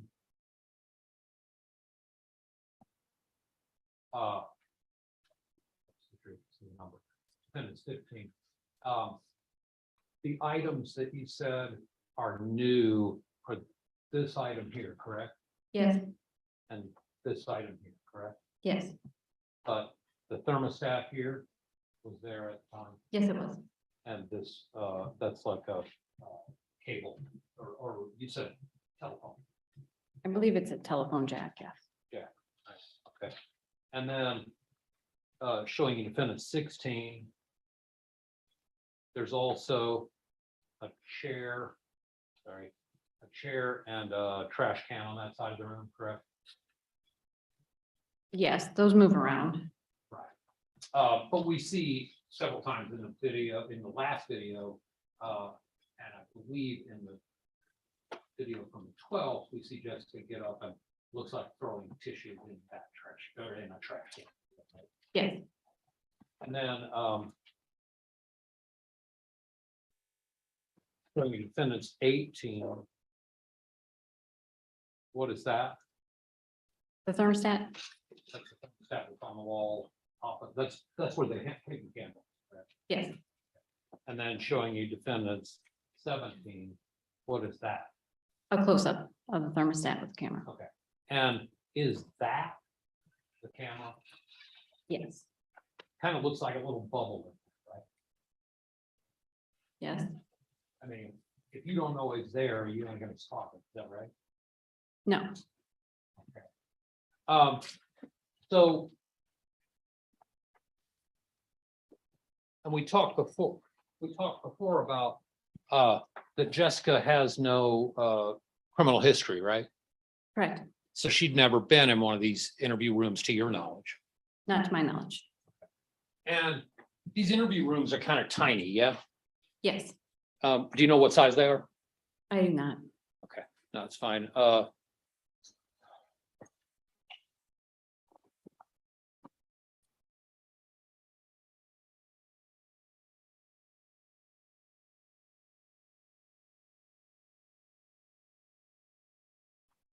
Now, just so we're clear on the sequence of events. First, Jessica is interviewed at the hospital at U of H, correct? special victims detectives spoke to her at the hospital, yes, Then she's taken to downtown to Santa Rosa, to the interview rooms. And Juarez talks to her, who's already testified, talks to her for about 5 hours, correct? Yes, And then immediately after that is when you come in, correct? And that's when we see the first video, or the video we didn't see today of you, correct? right. It's contained in the same video as Detective Morris. I'm sorry, It's contained in the same video as Detective Morris. but not for purposes of the trial. It's been split into two separate. Yes, But, and that's why I'm asking to clear up that these are rapid succession interviews. There's not days between them or even hours or even minutes between. It's right away. one after the other. Yes. And what's the first thing that that Jessica asks about when you come in on the 5th? I don't remember the first thing. She asks what's going on with Olivia, is that correct? She does ask that, yes. Okay, so, okay, good. And then.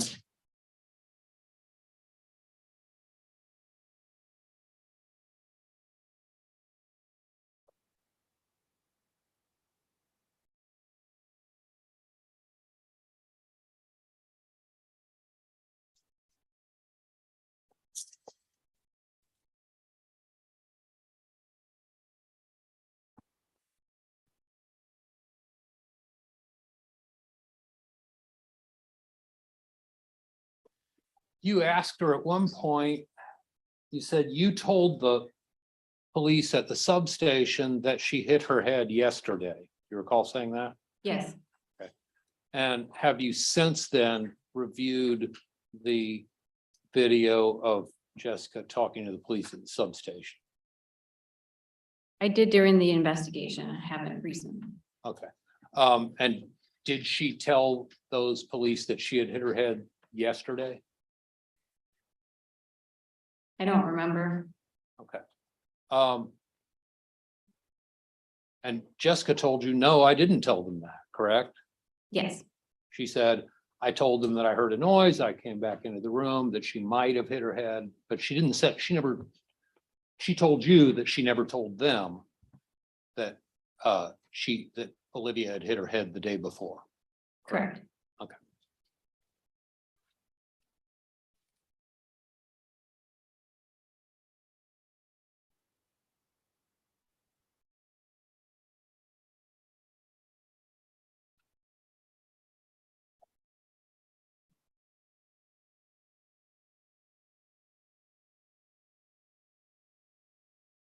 How long would you guess that it takes? You were very upset that Jessica didn't stop to ask somebody to use a phone when she was carrying Olivia to the police substation.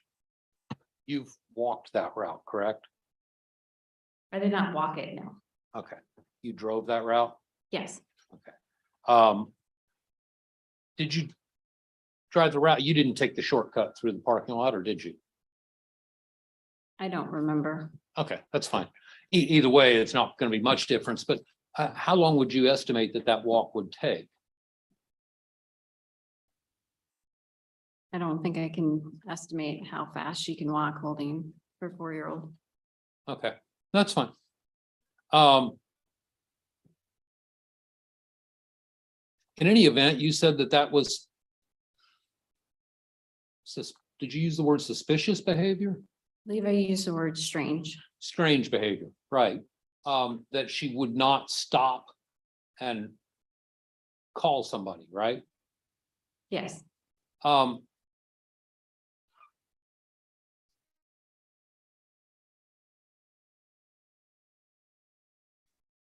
I don't understand how that's strange, though.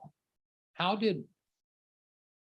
is the fact that she is taking an injured child to the police station where she tells you, I thought they could help, I thought they could give CPR, and that she doesn't want to waste time stopping and then waiting on somebody to come to her, she goes to them. How is that strange? I believe that's strange because she wasn't just an injured child. She was an unresponsive child. She wasn't waking up. She then left her apartment with an unresponsive child and walked about a half a mile to get help instead of staying there and calling somebody to come help her, like EMS, so they can respond quickly and get her to the hospital quickly. Okay, but do you find that an unreasonable reaction? Like I said, I find it strange. Okay.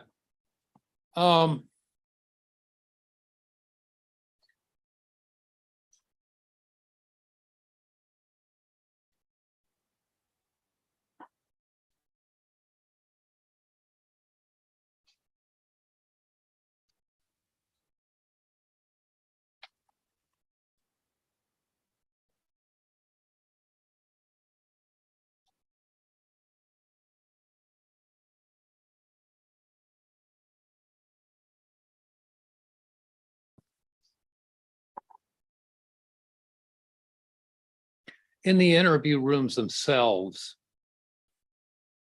like each little interview room has its own door, right? Yes, And there's no sign on those doors or immediately outside those doors saying you're being recorded. I don't think so. Okay. There are signs in the building and there's maybe even signs in that section of the building, correct? Yes, Okay. Um,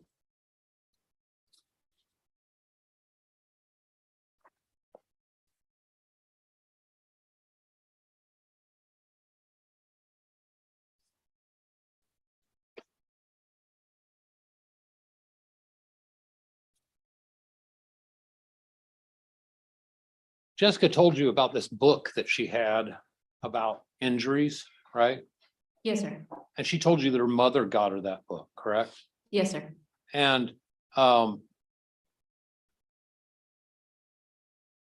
you kept characterizing it as that you read a lot about head injuries, right? I said that, yes. Okay. But in fact, this was a book about all types of injuries that her mother had given her, correct? That's what she said. Okay. It's like a parent's book of, you know, the big book of injuries for kids, right? That's what she said. Okay.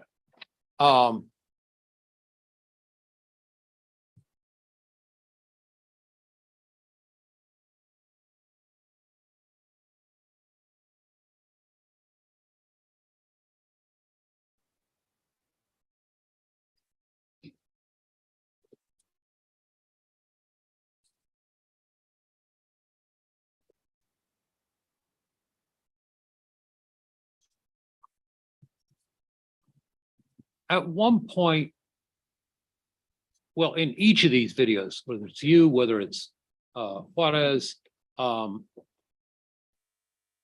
it's you a second time, whether it's you a third time, y'all get up and leave Jessica alone in the interview room. Is that right? Yes, And is that a technique that y'all are taught in interrogation? no. You just so happens that y'all do it every time? Normally what happens is we need to go get something or we need to go check on something or we have to get more information. So we have to leave the room. Okay. And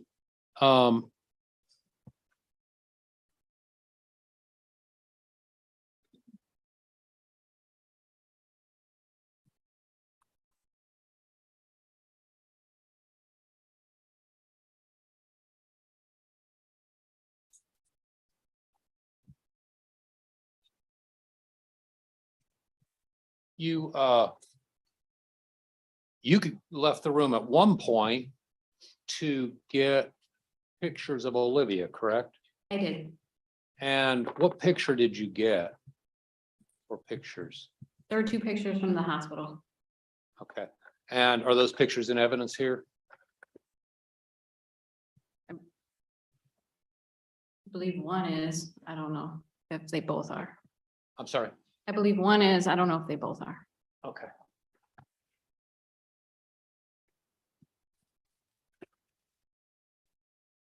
And actually, I don't want to dig through here and take up the jury's time. What's depicted in the picture? Both of them? Well, yeah, It's Olivia in the hospital. okay. And she's on life support in those pictures, correct? Yeah, she's receiving medical treatment. I'm sorry. She's receiving medical treatment. Okay. And the front of her head is shaved, correct? Yes, And she's got, she's intubated, right?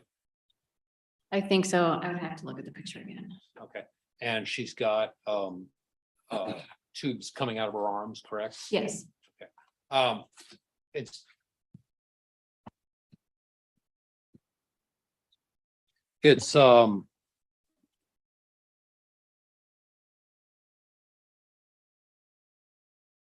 That was the first time that Jessica had seen any image of Olivia since she'd gone into the hospital, correct?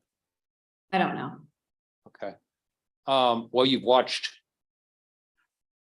Juarez's interview, correct? Not recently. Okay.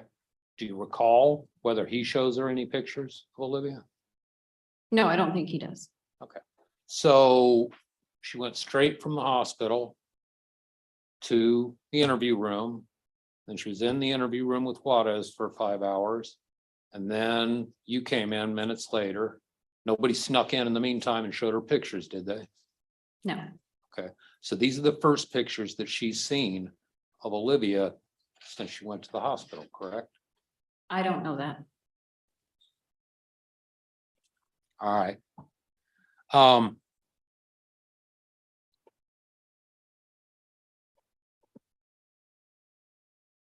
And after Olivia went to the hospital, Jessica never got to see her alive again, did she? I don't know that. Jessica tells you on the 12th, which is a week later, a week after Olivia was taken off life support without my client's permission, she tells you that she still hasn't seen Olivia.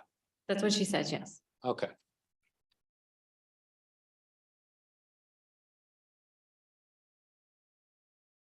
Now, at one point, when you leave the room, Jessica is talking to herself. Do you recall that?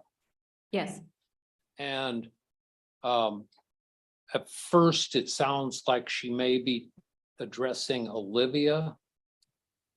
You remember that? When she says, "Why didn't you tell me? I could have helped you." yes, Okay. But then later she says something like, "What did you do? What did you do to my baby?" Do you recall that? yes. Okay. You and Juarez for hours on end have been telling Jessica that she did something to Olivia, correct? We've been asking her what happened to her daughter. Yes, Asking is a strong word. You've been saying, "This happened, didn't it?" Correct? the injuries happened. Yes, Okay. And you did this, didn't you? Judge, I'm gonna object that that's in the statement of the evidence. Right, that'd be overruled. You can answer the question.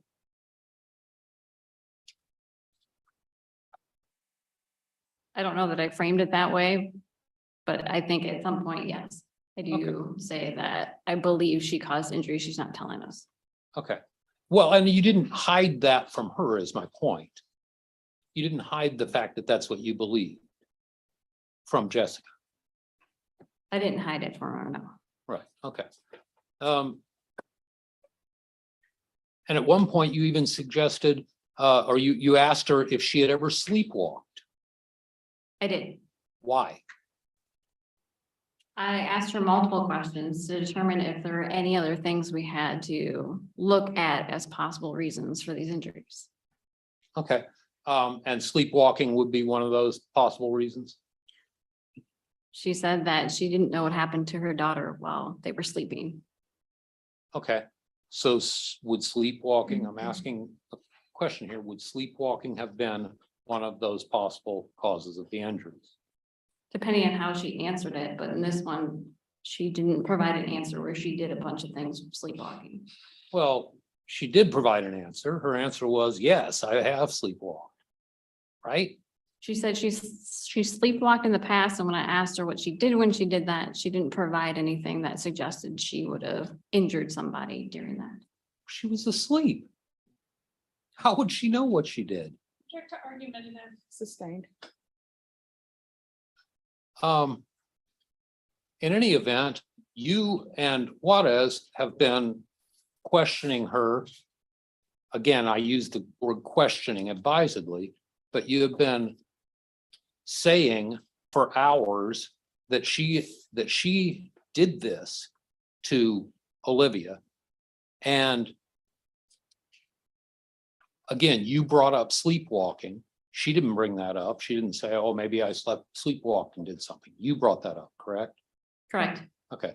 And then she is asking herself, when you're out of the room, she's asking herself, what did you do? What did you do to my baby? She could have been talking to herself there, right? That is addressing herself. What did you, meaning me, what did I do to my baby, right? Maybe. Okay. But if she did, if that was what she was addressing, would you agree with me that that could be because that's what y'all have been saying happened for the last 6 hours? Object to speculation. Sustained.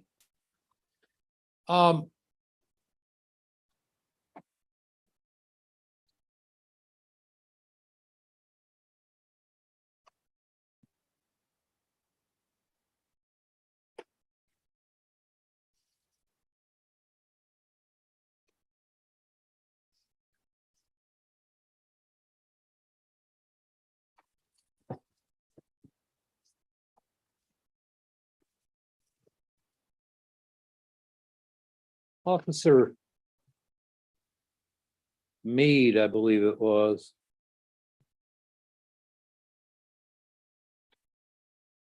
testified that that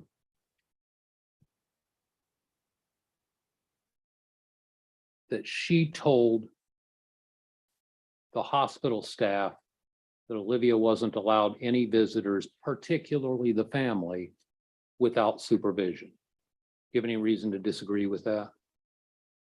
I don't know anything about that. You knew, though, that while y'all are grilling Jessica for 6 hours, that her daughter was on life support at the hospital, correct? Yes, Okay. And yet y'all did not take any steps to see to it that she could see her daughter while she was on life support, correct? as I told her during the interview, that was under CPS decision-making. CPS had custody of her child, so they make those decisions, not us. Okay. So if CPS said she can't be there, she can't have visitors, including her mother without, or especially her mother, I guess, without supervision, you didn't think that you would qualify as supervision? What I'm saying is CPS is the one that decides that because she was in CPS custody. They decide who sees the child once they're in custody. Right, but what they said, apparently, according to Detective Mead, was that she couldn't have visitors without supervision. And did you not consider yourself to be supervision? Object to relevance. Sustained. Judge, it goes to what they were doing to my client for this 6 hour period. Right. Objection has been sustained. And then, Judge, I have a right to make a Objection record. has been sustained. I have a right- Parties approach now.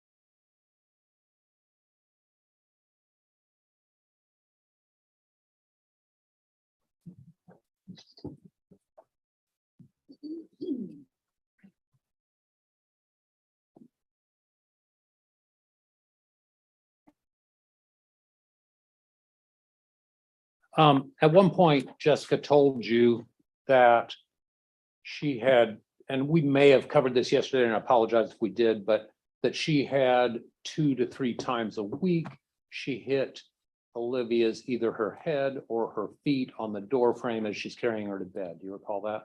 Yes, Okay. She did not say that Olivia sustained any injuries from those occasions, right?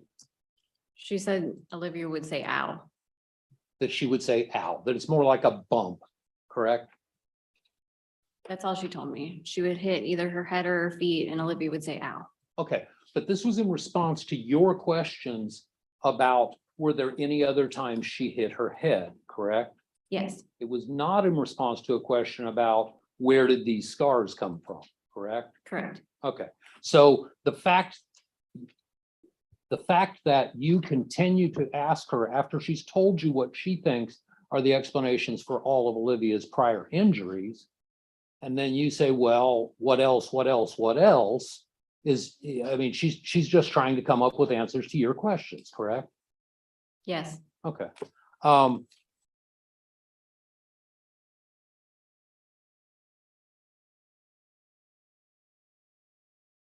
When you went from the apartment, well, did you ever go from the apartment to the Valero for the money order, that Bolero, ever in your life? Did you ever go from Jessica's apartment to the Valero? yeah, I'm asking, are you talking about where she got the money order? Yes. No, other detectives went there. I can't remember if I physically went there or if I talked to them on the phone. Okay, I would have to look at my report. gotcha.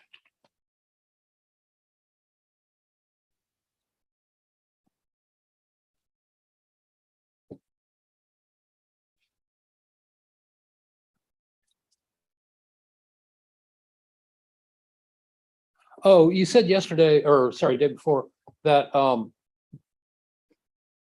you didn't swab the bike, Olivia's bike for DNA, because if Olivia had been riding it, her DNA would have been all over it. Do you recall testifying to that? I do. But do you have any reason to believe that Olivia knew how to ride a bike? I don't know if she did or did not.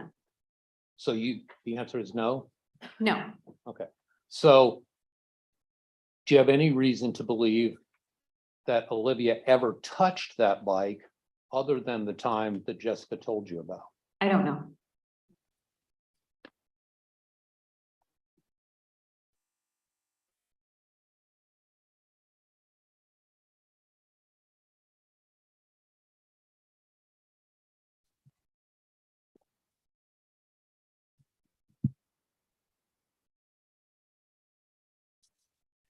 At 12:29:28, you say kids can be clumsy, but it's one thing to be clumsy and another to get major head injuries. You recall saying that? I do.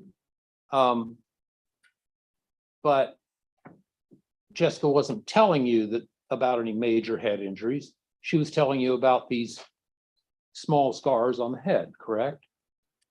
Yes, Okay.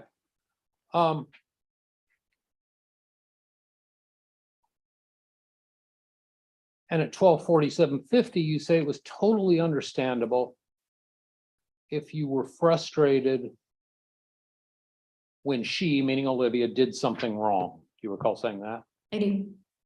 Is it also totally understandable if Jessica was not frustrated when Olivia did something wrong? Yes, Okay, because that's what she told you, right? She said, no, I didn't get frustrated with her. You recall that? yes. Okay. Um,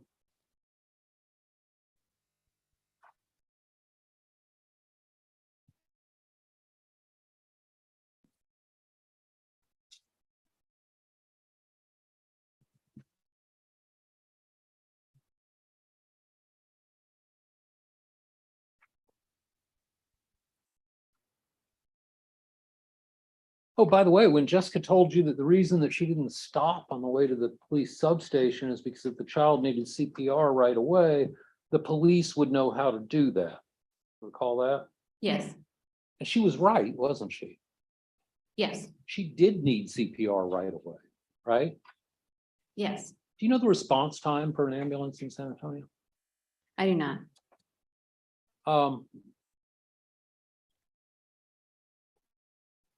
Were you angry with Jessica for having put too much faith in the police?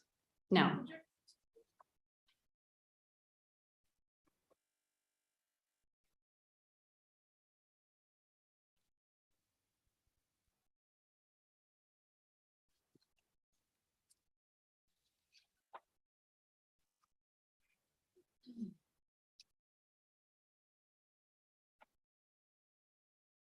Oh, at several points, but at 13. It looks like I can't read my own writing, but I think it's 13:10:44. You tell Jessica, tell me now if it was an accident because it really looks bad right now. Do you recall saying that? yes, Okay. Is that an interview technique that you were taught to give somebody an out and let them say, yeah, it was an accident? yes, Okay. But she didn't do that, did she? no. She did not take that out, right? She did not describe an accident, no. Okay. She continued to say that she did not know what happened, correct? Yes, Uh,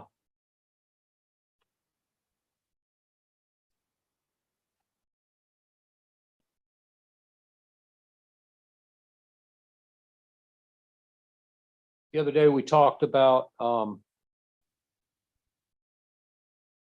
whoever it was, we don't know who it was, but when Jessica tried to leave the room, that somebody stopped her and said she couldn't leave. You recall talking about that the other day? they put her back in the room, yes. Okay. And in fact, we can see on this video that they locked her in that room, correct? That room does not lock. Doesn't? No, it does not. So she was knocking on the door, she could have just opened it. Yes, Okay. Among other interview techniques that they teach you, or interrogation techniques they teach you, one of the things that they teach you, the first thing that you want to do is to isolate the suspect, correct? I don't remember. Okay. But that's what those interview rooms are designed for, correct? They're small, there's no windows, there is the phone in there, right? Yes, But nobody else is in there, correct? correct. Jessica's mother came with her that day, and they both came down voluntarily, you say, correct? Yes, sir. Okay. Was it Jessica's idea to have her mother wait other than to not come into the interview room with her? Her mother was being interviewed in a different interview room. I see. Was that Jessica's idea? No,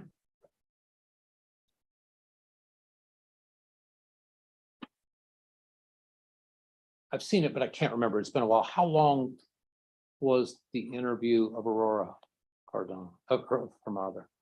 I don't remember. Was it 6 hours? I don't know how long it is.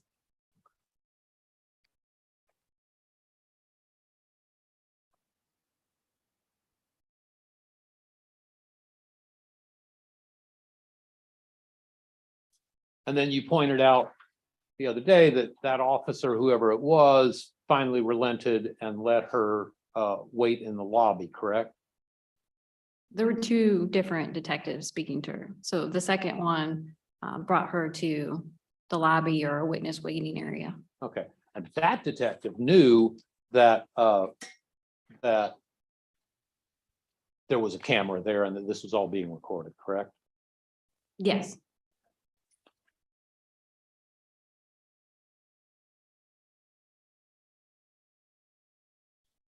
Oh, those doors don't lock on the interview rooms. But did you see an officer standing outside that door holding the door closed? No, Um,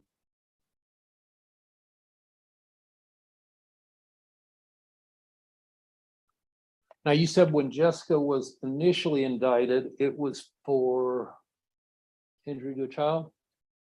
I don't know what the initial indictment was. I thought you testified the other day that was, well, sorry, what was she arrested for? Her warrant was for injury to child. Okay, got it. But then eventually she was indicted for capital murder. Is that correct? Sustained.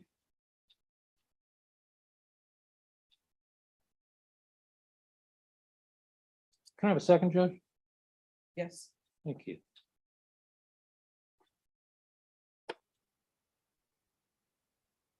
Okay.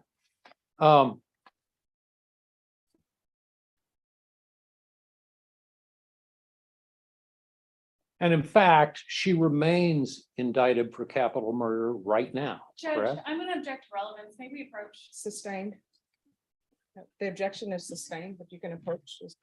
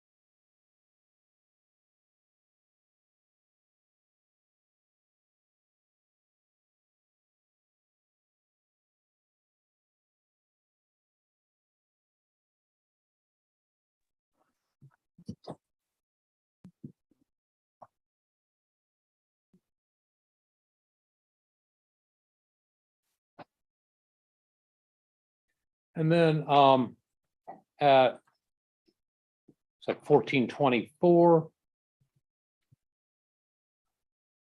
You said again, all injuries together without some explanation, it looks like you're hiding something. Do you recall saying that? Yes, But again, she gave explanations for these injuries, not for the ones that happened well, we don't even know when they happened, but that the fresh injuries when she was brought in, she did not give explanations for those, correct? she gave an explanation for her arm. That was it. Okay, and she gave an explanation that she had fallen off a chair the Friday before, correct? Yes, And that there was some noise on Monday, right? right. Okay, but as to the prior injuries, the previous injuries, she gave you explanations about those injuries, correct? Which specific ones are you referring to? Well, all the ones you asked about, which was you kept asking about different injuries, but you didn't ask about them specifically. You said, well, you've got this injury and that injury and that injury, and she give explanations for those, correct? Repeat the last part. She did or did?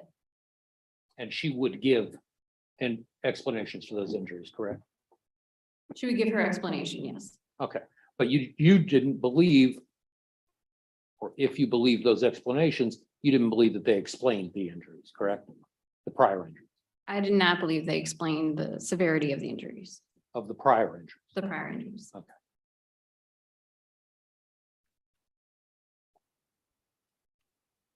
You said at one point, well, you wouldn't even take her outside. Do you recall that?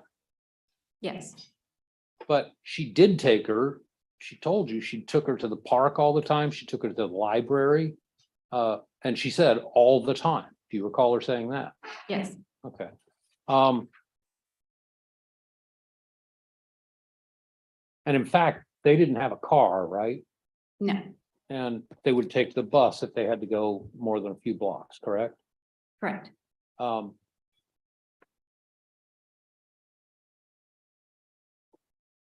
And.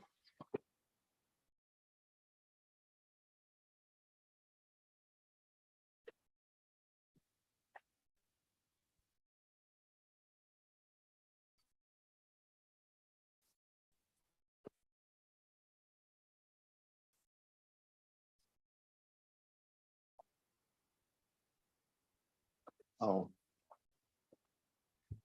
So.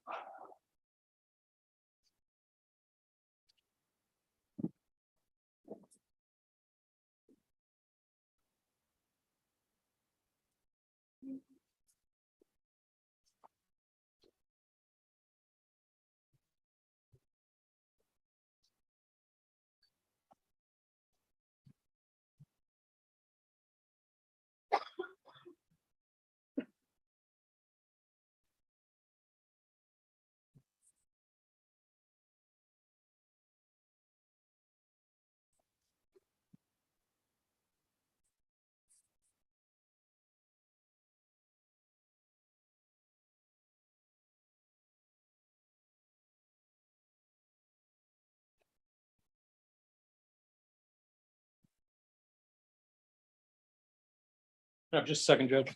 Yes.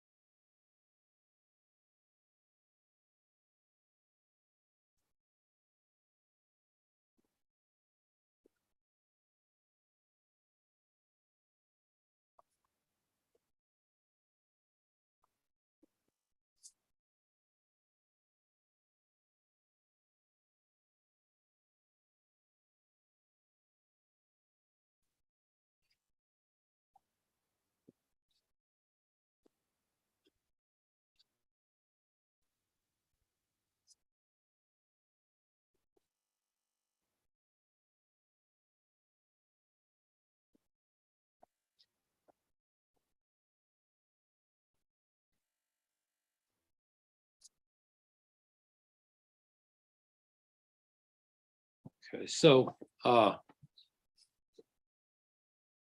course, it was the very last picture.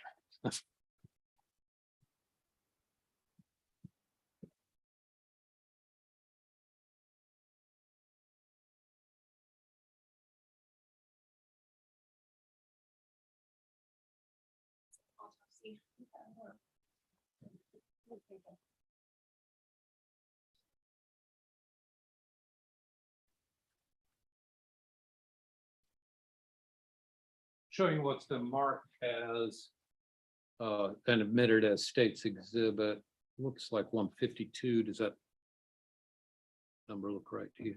Yes, And there, I think you testified that you were showing that the angle of the bracket. the scale, I'm sorry. the scale of the bracket. Okay. Why is that? These are the medical examiner's photos. He took photos with scale. Oh, he took this photo. Yes, You did not take these. I did not. Did you ask him to take that photo? I asked him to be able to bring the bracket in. Right, but then once it was there, did you ask him to take this specific photo? I don't believe I asked him to take it. He was taking all the photos he thought necessary. Okay. Um.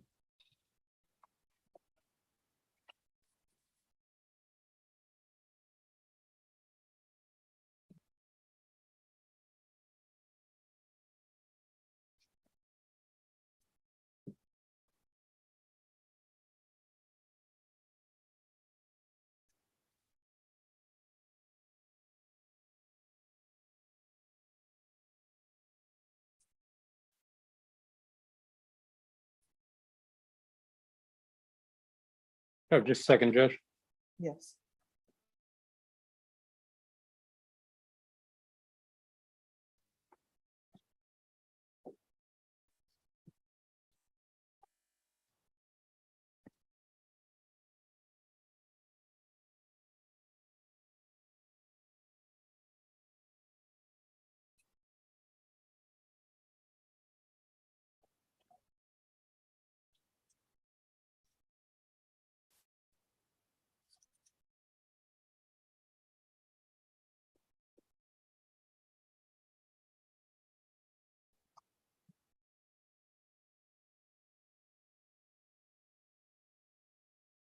Do you recall Jessica telling you that Olivia was terrified of the dark? I remember her saying she didn't like the dark. Yes. And okay, yeah.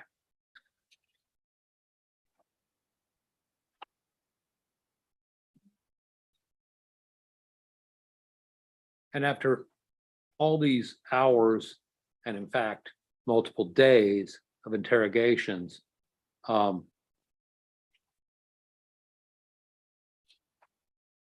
Jessica told you, when you asked her if she had ever hit Olivia, Jessica told you that she had spanked her once or hit the inside of her thigh when she was changing her diaper and she was very young, correct?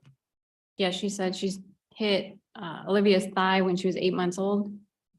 And that she never did it again after, never hit her again after that, correct? The only other time she said she hit her was her hands when she was cooking, I believe. Right, and she had a spoon and Olivia was reaching for the stove and she hit her hand, correct? Okay.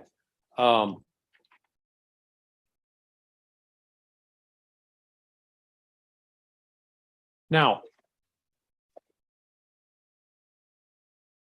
the bit about, and this is the 1401, where Jessica explains that that she was swinging Olivia once and hit her head on the door frame. That was an explanation of a question about prior injuries, correct? I don't remember. Okay, no, that's fine. And then in response to that, you asked her, did that happen more than once? And then she explained about that didn't happen more than once, but that she would bump her head going into the bedroom, correct? Yeah, she explained about bumping her head. I think we were just talking about any head injuries. Okay. Well, you started out talking about head injuries. You started out talking about her swinging her and like swinging the baby around, and in fact, I think she demonstrated, right? She did. She picked up that doll that you had there and she's swinging around, dancing, whatever. And it sounds like slammed her head into the door frame, right? She said she hit her head in the door frame. Okay. But that was in response to a question about injuries. What I'm asking is that then you asked, did you ever hit her head again on the door frame? And she said, yeah, about 2 or 3 times a week, I think it was, she would bump her head on the door frame, right? Yes, taking her to bed. Okay. But did you get the impression, I guess what I'm asking is, did you get the impression that she was bashing her head against the door frame every night? I didn't get any impression of how hard it was happening. Okay.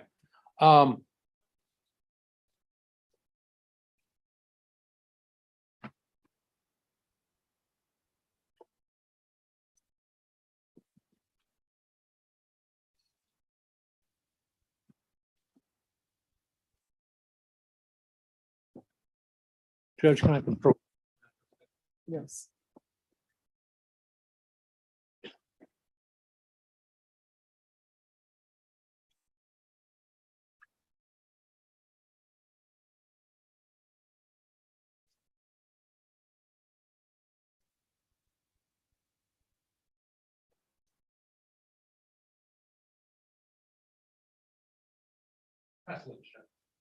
State. Thank you, Your Honor. Sergeant Barnes, where did the defendant say Olivia was when she left to go to the Bolero? She was sleeping in bed, And where did she say she was when she came back from the Bolero? still in bed. Why were the stairs not a focal point of your investigation?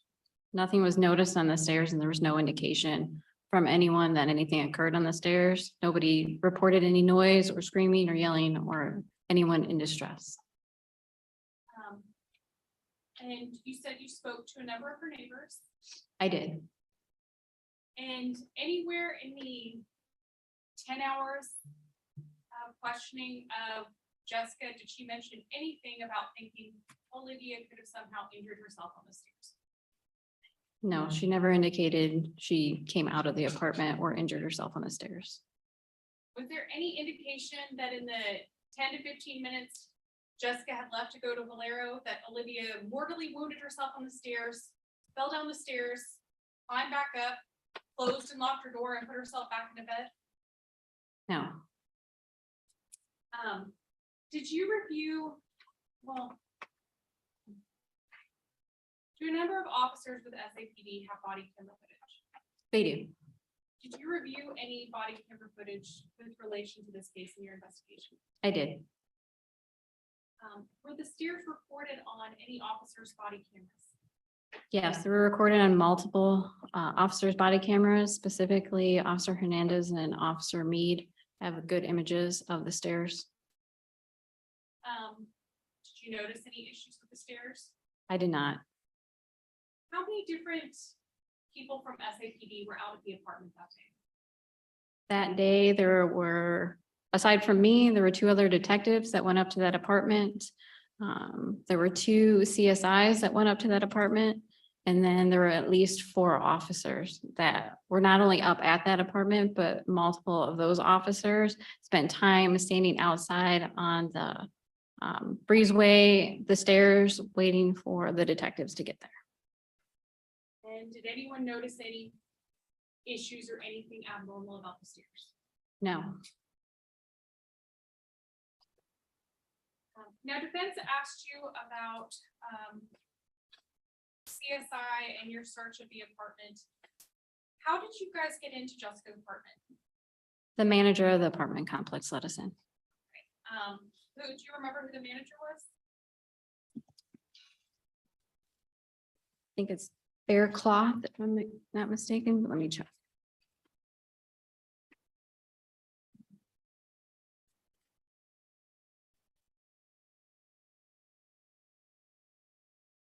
Yes, Joni Faircloth.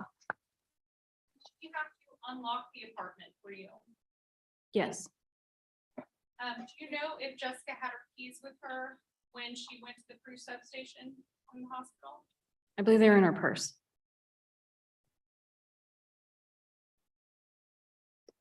She had one. Her keys. And as stated, when you guys got there, the apartment was locked. Yes, And defense asked you about different things that CSI took pictures of. Do you know how many pictures total CSI Perez took? I do not. Defense specifically asked about the balcony.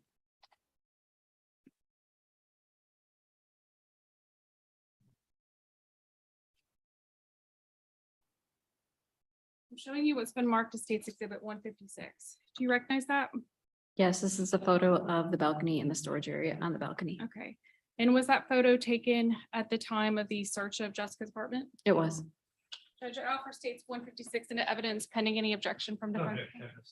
All right, State's Exhibit 156 is admitted. And Sergeant Barnes, what can we see in the back of that closet? The bicycle. So where was the bicycle when you guys got to the apartment? It was in that storage closet. Was there any reason to think that the bicycle had anything to do with the injuries we're talking about on September 5th? The injuries that killed Olivia? No, Objection, Judge. Nobody ever said it did. Oh, that'll be overruled. And defense asked you if you swapped that bicycle. Would swapping that bicycle have told you whether or not Jessica was telling you the truth about the bike incident? no, Would it tell you whether Olivia fell into the bike or whether Jessica pushed her into the bike? no, And did you swab any via buses where Jessica said Olivia had been injured? no. The defense asked you about the broken coffee table. How did Jessica tell you that table broke? She said it broke a couple times. She said when she moved it, it broke, and then when Olivia fell into it, it broke. Do you recall her story changing at all about the coffee table? She added the extra times that it was broken. What about as to when the coffee table broke?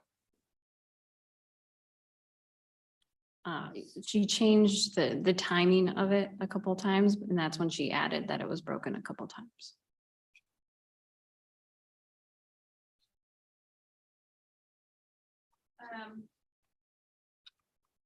Now. On the video. Or on the interview, Jessica talks about the bruises on Olivia. In your experience, do bruises generally appear right after an injury, or does it take a while? It takes time.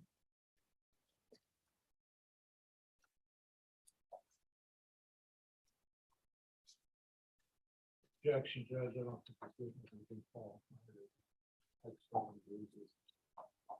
That objection will be sustained.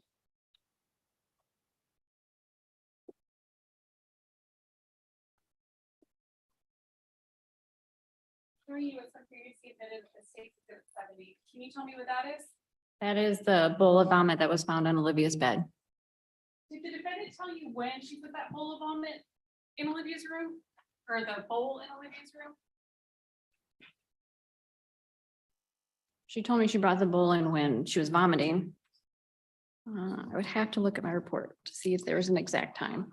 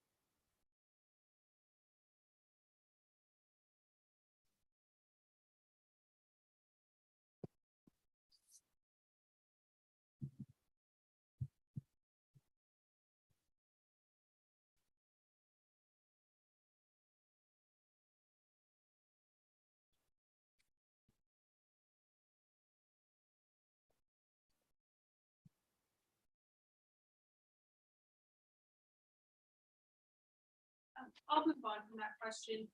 Do you know if they were able to find DNA in the swabs of Olivia's vomit from this bowl? I would have to look at the lab report. I'm sorry, I didn't hear you. I would have to look at the lab report. Go ahead and do so if you need to. I don't have the lab report. Um, If Nicole Morales from the crime lab testified that they were not, would you find that surprising? No, The what we're not. Some question. That they were not able to find DNA in the vomit?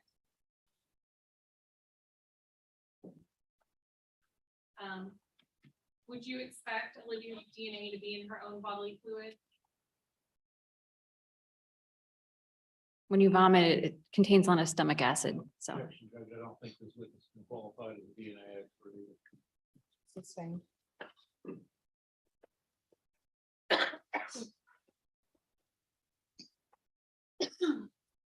What type of injuries did Jessica say she took Olivia for the doctor for? she took her to the doctor when she dropped her laptop on Olivia's head, which caused a cut that wouldn't stop bleeding. And what medical procedure did that injury require?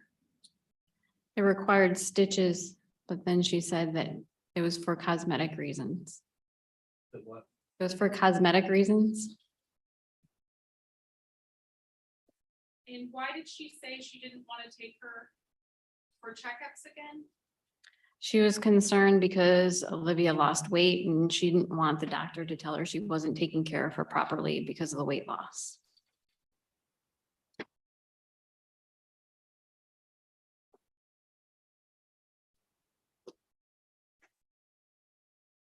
And why did she say that Olivia was losing weight? She said she wasn't eating enough.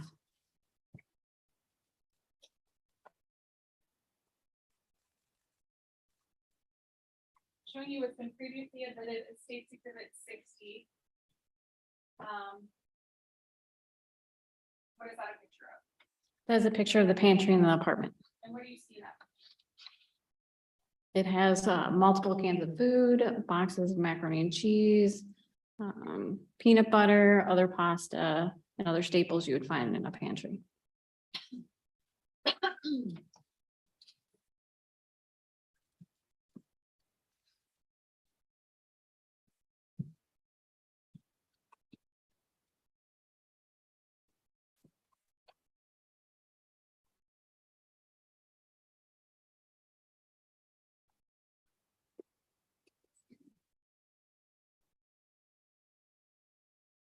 Do you recall about how many different scars you saw or you observed on the top of Olivia's head? I believe there's around 8. And defense asked you if you believe Jessica's excuses, like dropping plates on Olivia's head. Do you recall how tall Olivia was at the time she died? I don't know her exact height. I only know, but the defendant indicated in her video, she came up to her waist. What sharp objects did the defendant say that she would drop on Olivia's head? A plate. Were there any other objects that she said she would drop on her head? She dropped a cup, I think some piece of silverware, and she said that a glass orb fell on her head at some point. Or In your experience, are a plate and a cup and a spoon generally sharp objects? no,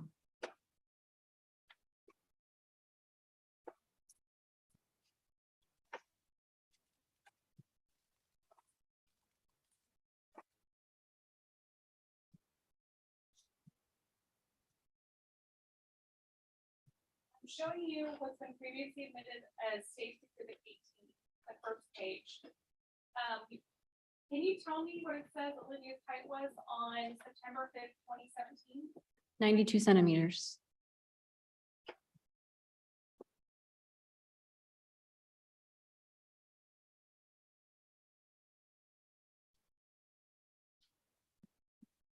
Showing you for demonstrative purposes. Can you tell me what that is? Tape measure. Can you measure out 92 centimeters?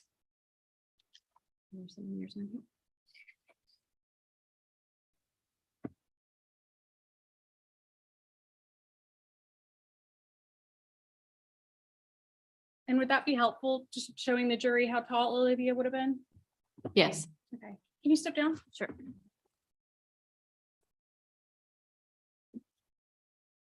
How tall are you, Sergeant Barnes?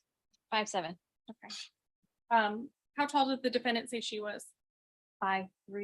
Okay. So you're a few inches taller than the defendant. Yes.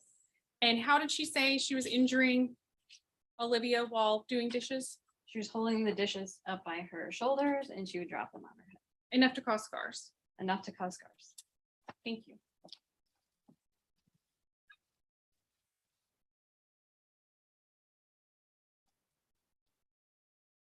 And I'm showing you what's been previously submitted as 657. Can you tell me what that is? That's the kitchen area of the apartment. Can you tell me in this picture, you can point to it, where the sink is? Right there. All right. And where's the drying rack? And where's the dishwasher?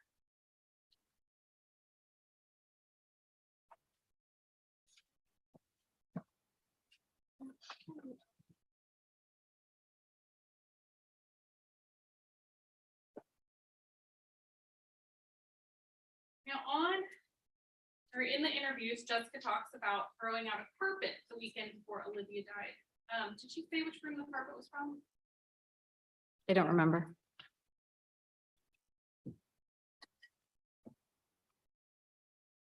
Defense asked about you asking Jessica why she didn't call for help. Do you remember where her phones were located when the apartment was searched? They were easily accessible. They were out where we saw them easily.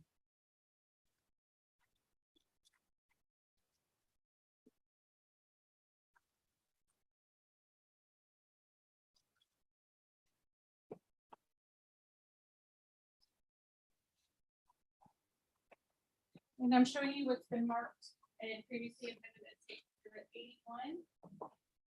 Defense asked about this laptop case right here.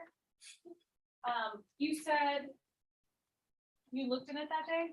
Yes, Do you remember at what point you looked in it? I'm sorry, repeat that. Do you remember when you looked in that case? During the search, And was there anything in that case? papers,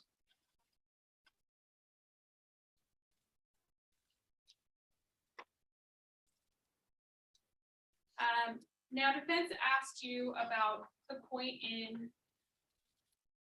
the second video, when you leave the room and Jessica is asking where you are, she wants to know where her mother is and leaving. Can people walk in and out of SAPD by themselves? the building itself has a lot of locked doors. So no, they can't leave the office and roam the entire building without having an access card. And why is that? It's for security purposes. And we don't see it on the video, but did you talk to the defendant to see if she wanted to continue speaking? Yes, I went, Sorry, I didn't hear that. I said, did you talk to the defendant to see if she wanted to continue speaking? yes, I went into the waiting area where she was. Asked her if she was done talking. She wanted to know about her mom and she asked a couple other questions. So I brought her back into the room to continue talking to her. And she wanted to continue that conversation. She did. Now, defense asked you why you would not accept all Jessica's excuses as to what caused Olivia's injuries. That's not what I asked for. I believe you asked something along those lines. Why would you not accept her excuses? The excuses she made didn't match up to the injuries that Olivia had. Everything that she had mentioned did not amount to the severity of the injuries. And defense asked you about taking Jessica to the hospital.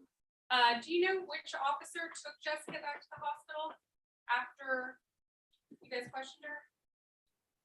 I don't remember the specific officer that took her. Do you know if an officer from SAPD did?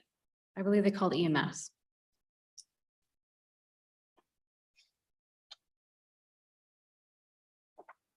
If Officer Mead testified that she took Jessica back to the hospital, would you have any reason to think she didn't?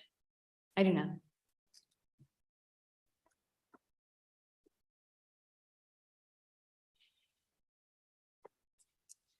Now, defense asked about one point in the second video where Jessica's talking to herself, asking, "What did you do to my baby?"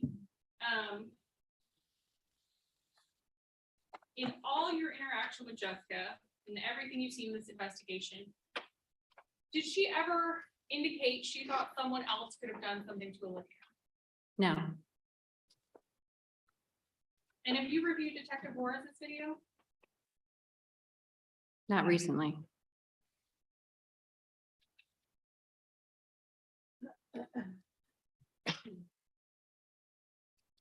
Now, defense asked about Jessica hitting Olivia's head or feet on the door frame.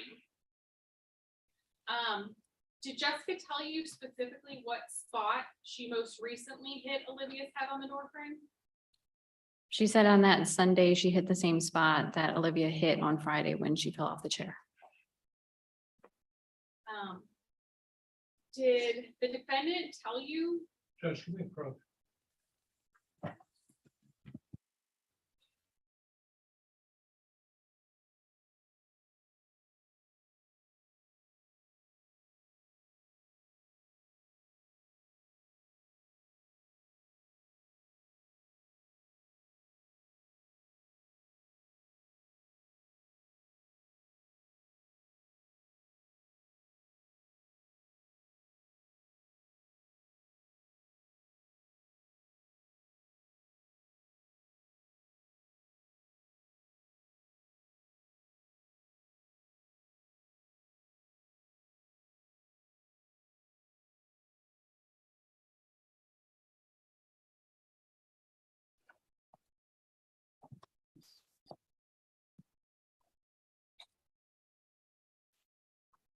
Did the defendant tell you? Well, let me back up. Defense asked about Jessica telling you that she would hit Olivia's head or feet on the door frame multiple times a week. Did the defendant ever tell you why she didn't change her behavior when she continued to hit her daughter's head over and over and over again? She basically said that Olivia wouldn't fit through the door.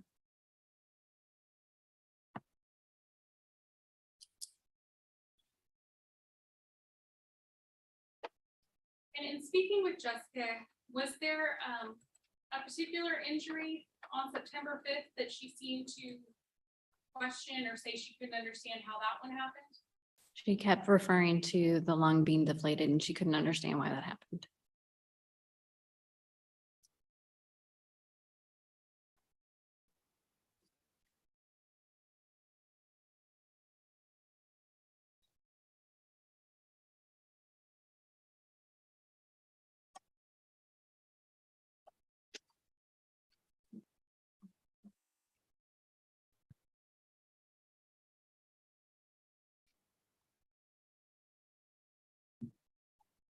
I'm showing you State's Exhibit 157.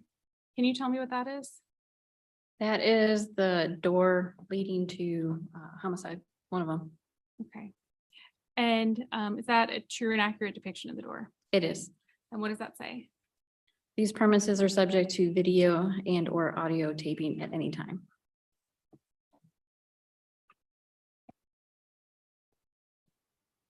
Judge would offer State's Exhibit 157. I've seen Judge, no objection. States 157 is admitted without objection.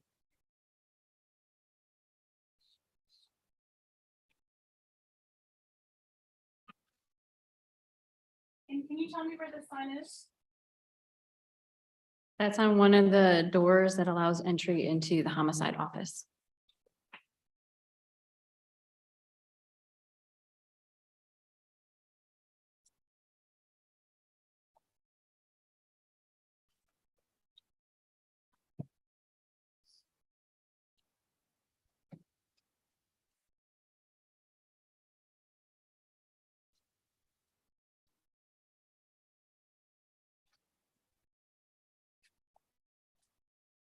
All right, now I'm showing you what's been marked as State's Exhibit 158. Can you tell me what that is? This is their surveillance video from Bush's Chicken.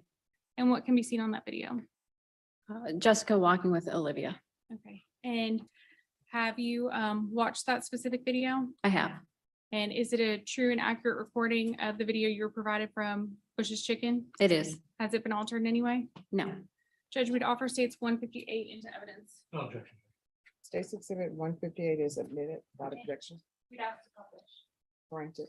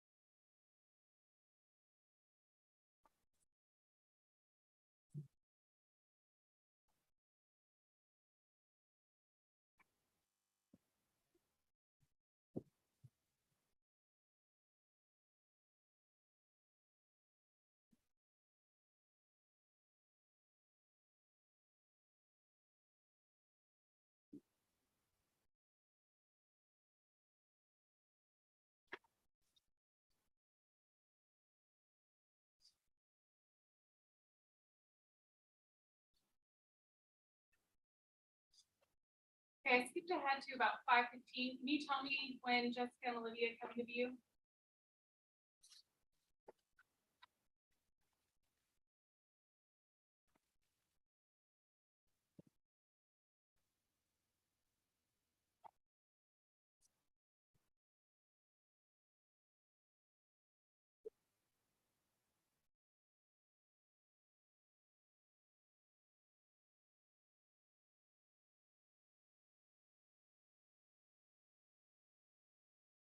At 12:31. Does it have a time? There she is.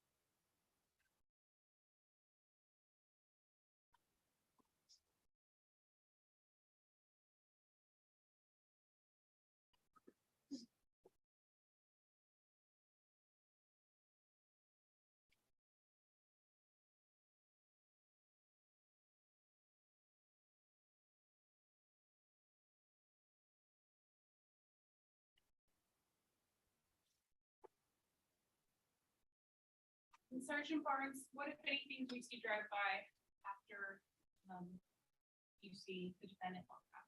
You'll see an ambulance drive by. I didn't hear you. You'll see an ambulance drive by Can you tell me? right there.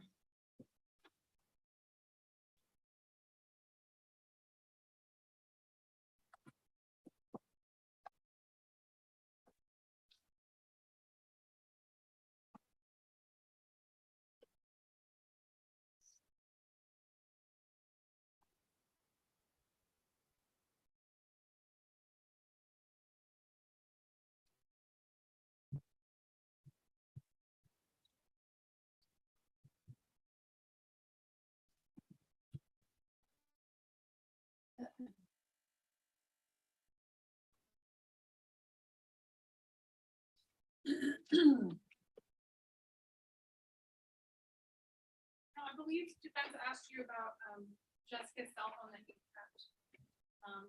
You need to testify to direct on what you were looking for. In looking in that cell phone, did it appear that there was anything missing? No,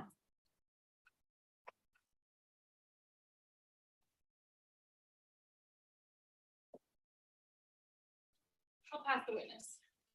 Defense. Few more questions, Detective.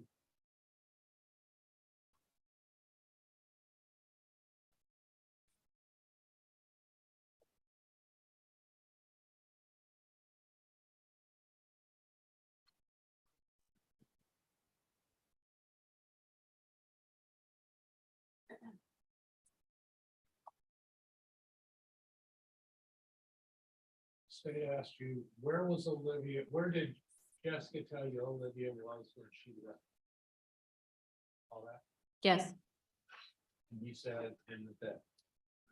yes, And then the state asked you, and where was she when she, where did she tell you she was when she got back?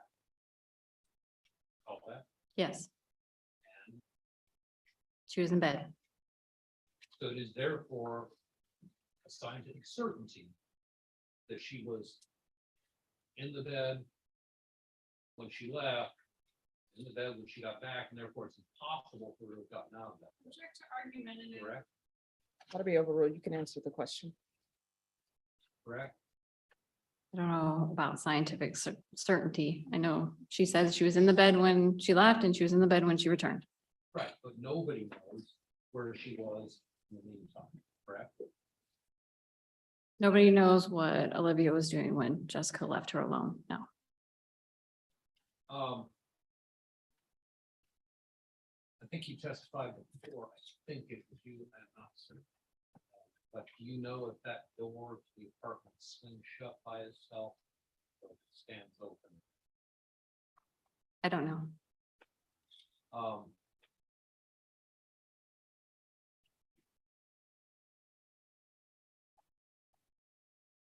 The prosecutor asked you if you had swabbed the bike, that wouldn't tell you whether, if you had found DNA there, it wouldn't tell you whether Olivia fell into the bike or whether Jessica pushed her into the bike. Do you remember that?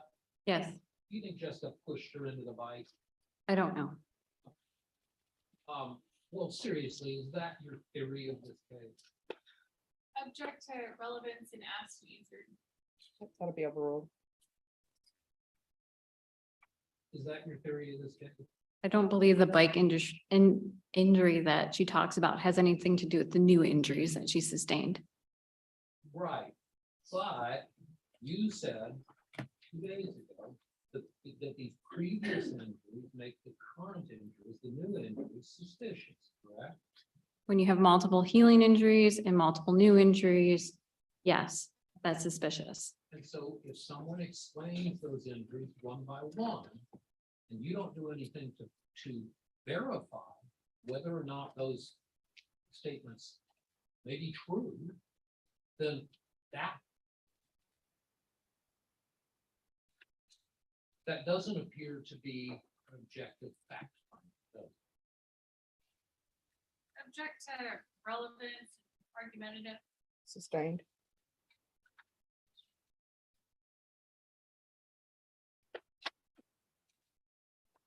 You testified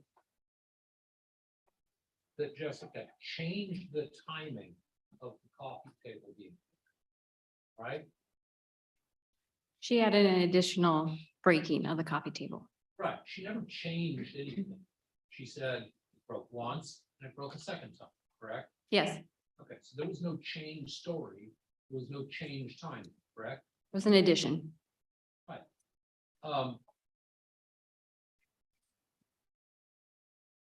When did she tell you that she put the bowl there at the bottom? I can't remember exactly. I know that she said she heard the vomiting, she came in, she vomited all over herself, but I don't remember when she said she brought the bowl in. Can you check your? I- notes, see if it could be in there? I don't think it's in my notes. Well, go ahead and check and.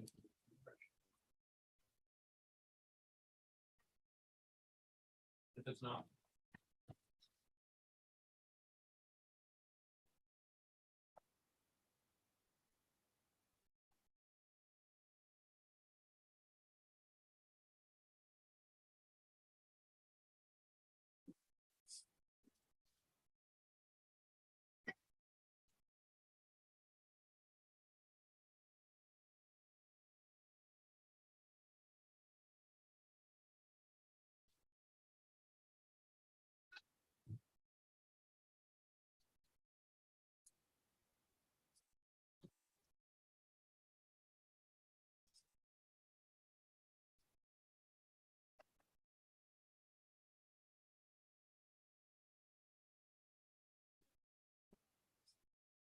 I don't see it in my notes.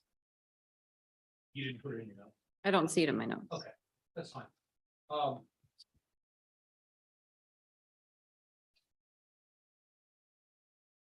Jessica took Olivia to the doctor and she got stitches to the head. Which injury was that? The laptop. And you testified a minute ago, that was cosmetic. Right? No, she talked to me about being told about needing stitches, but they were merely for cosmetic reasons, and she didn't think she needed to go through the pain for cosmetic reasons. Okay, and the doctor told, she told you that the doctor told her that. Right. Okay, so it wasn't Jessica's vanity or Jessica's vanity on behalf of Olivia. It was the doctor's statement that she didn't need them. Correct? That's what she told me, that the stitches, she was told by the doctor that the stitches were merely for cosmetic reasons. Okay.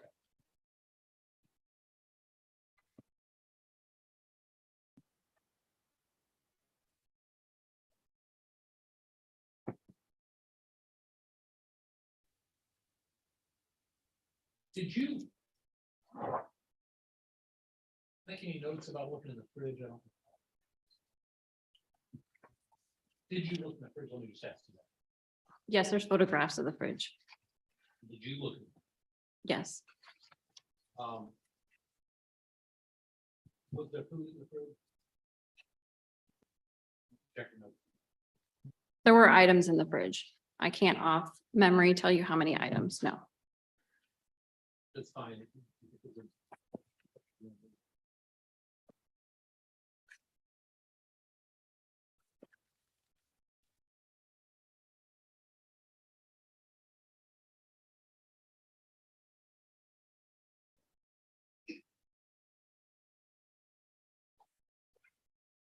All I have in my notes is that there's little food.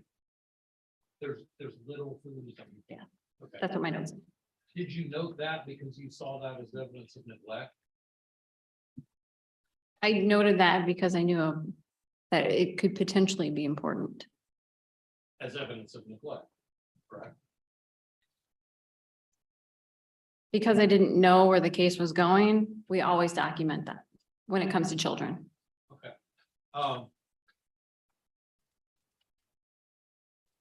And yet a minute ago, we were talking about the picture of the pantry.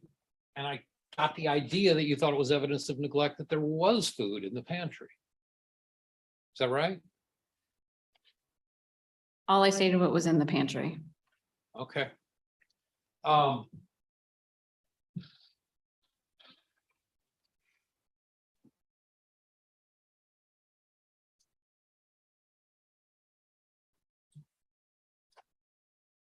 So you told the state a second ago that one of the things that Jessica had dropped on Olivia's head was some piece of silverware. You recall saying that? Yes, And then the state changed that to, so is a spoon sharp? You called them asking you that? yes, You never said it was a spoon, did no. you?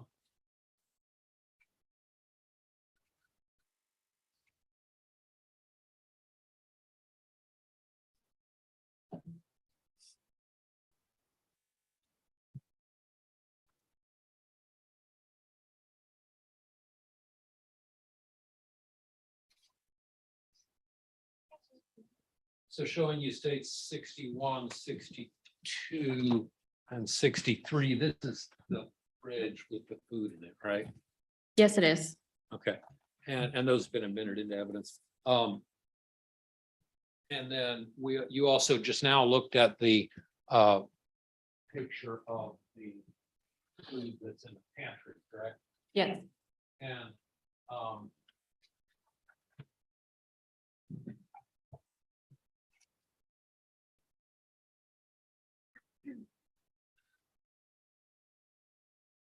okay, good.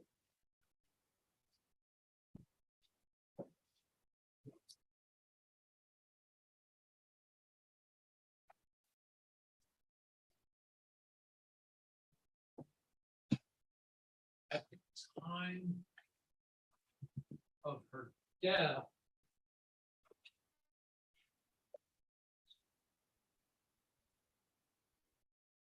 Olivia was how tall again? 92 centimeters. Did Jessica say that she dropped the plate on her head at the time of her death? She didn't give me a time frame, but she said they were in relation to the scars on her head. Right.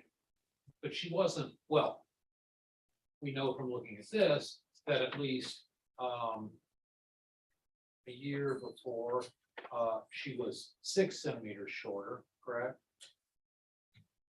Yes, And then we don't have the heights before that, but we can kind of imagine from the way that children progressed, that she was shorter in the past. Is that right? yes, She didn't come out of the womb 92 centimeters, right? correct. So, and you don't know when Jessica said she dropped that plate on Olivia's head, correct? She did not give me a time frame. No, Did you ask her? I don't remember. Okay. Do you have any reason to think she would have refused to give you a time frame? No, Okay, so what we do know, though, is that 92 centimeters, the fact that she was 92 centimeters at the time of her death doesn't really tell us anything about the distance that Jessica may have dropped that, right? when I spoke to her, I asked her specifically where she came up to her on her body when we were talking about this, and she said she came up to her waist level. Okay, So when she was dropping the dishes, Olivia was at her waist level. okay, not 92 centimeters, correct? If that's not her waist level, I don't know what her waist level is. Okay. So.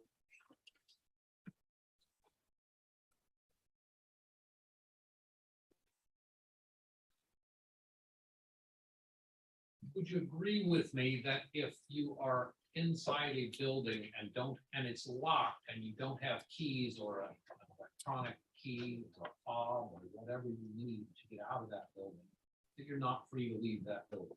No, I do not agree. You do not agree with that? No. Okay.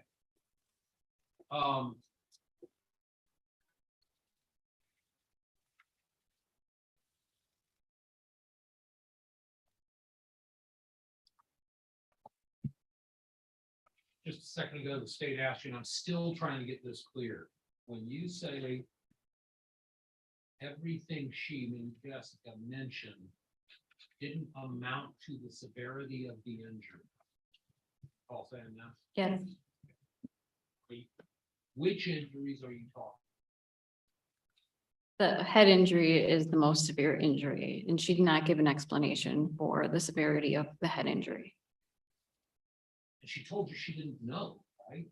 She did, Okay. So she told you she didn't have an explanation, correct? correct. The explanation she did have, or the only thing she could come up with, was that the Friday before, she had, Olivia had fallen off that chair, correct? That's what she told me. Um.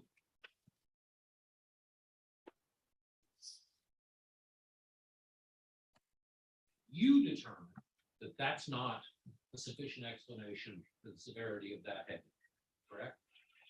That was a determination made based off medical information provided to me. Right, but you determined that that was not sufficient information. I'm sorry, sufficient explanation for the severity of that head, correct? Based on the medical information, yes. Okay. Did you go to medical school? I did not. Were you a pathologist? Object to relevance and argumentative. Sustained. Good question. No, the objection is sustained. And I can't make a record? The objection is sustained. And is the court telling you? The objection has been sustained. Ask your next question, please. On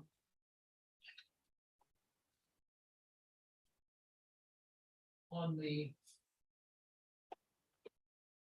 Jessica told you that she didn't understand, you said that she kept referring to, she didn't understand why the lung was deflated. You're referring to the pneumothorax suffered by Olivia, correct? If that's what it's called. She referred to the lung being deflated. That's the word she used. Oh, okay. You've spoken to the doctors that treated Olivia, correct? Yes, And Dr. Gebhardt is one of those doctors who has testified here.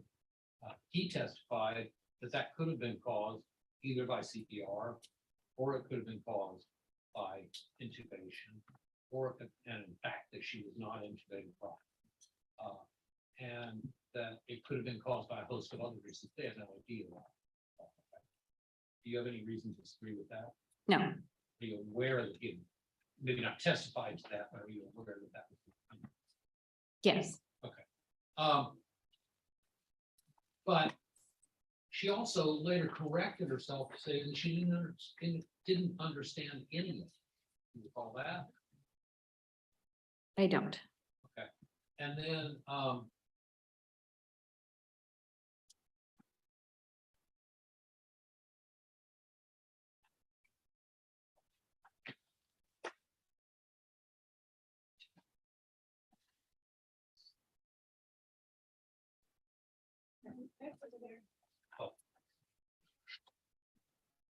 States 150. Sorry.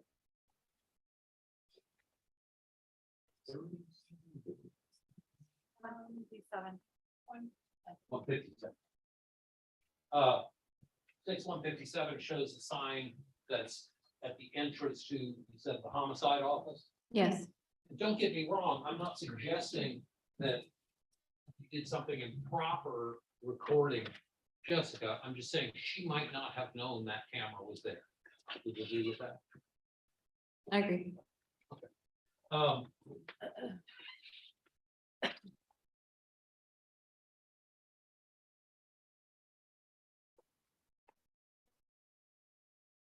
on the Bush's chicken video.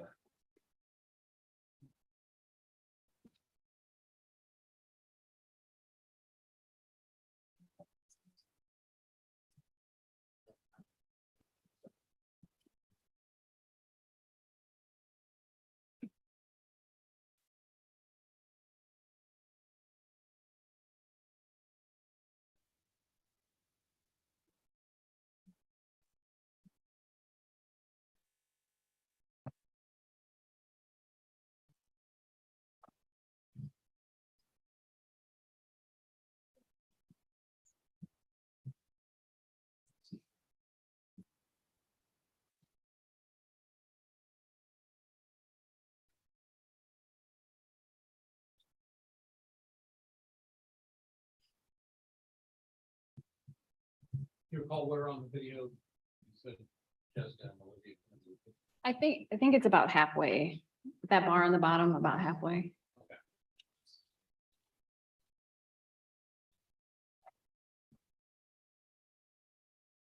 And then you said the ambulance goes by after Yes, Jessica and Olivia appear.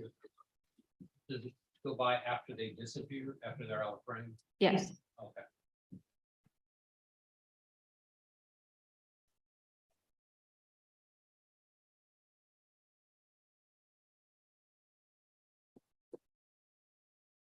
Any other questions? We're just waiting for it to. There she is.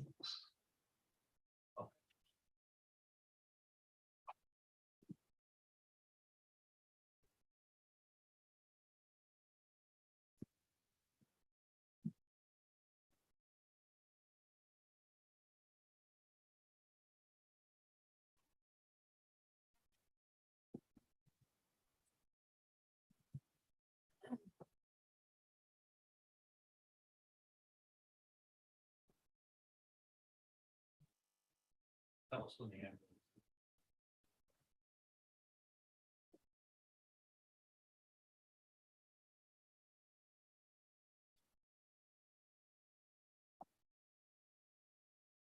I think it's the next one. Yes. Oh, right here, I see, okay, upper right. And did Jessica try to flag down that ambulance? Not that she told me. Okay, but did she do it? Did she try to flag it down? She didn't tell me that she did. Right, but I'm saying from any information. you have. No, So you said she did not? no, I said she did not tell me that she flagged it down and I have no information to say that she did. Okay, do you have any information to say that she did not? I do not. Okay. And then, would that ambulance have stopped if she had tried to flag it down? I don't know. My point precise, you don't know if she tried to flag down. that Object to ambulance. defense counsel testifying. Sustained. And then let's talk about.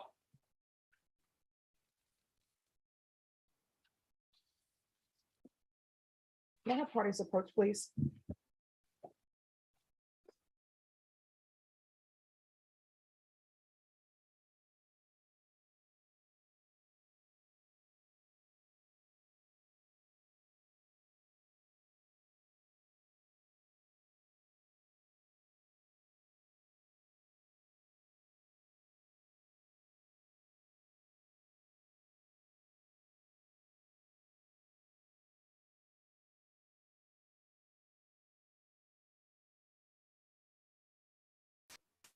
All right, ladies and gentlemen, I'm gonna have us break at this point.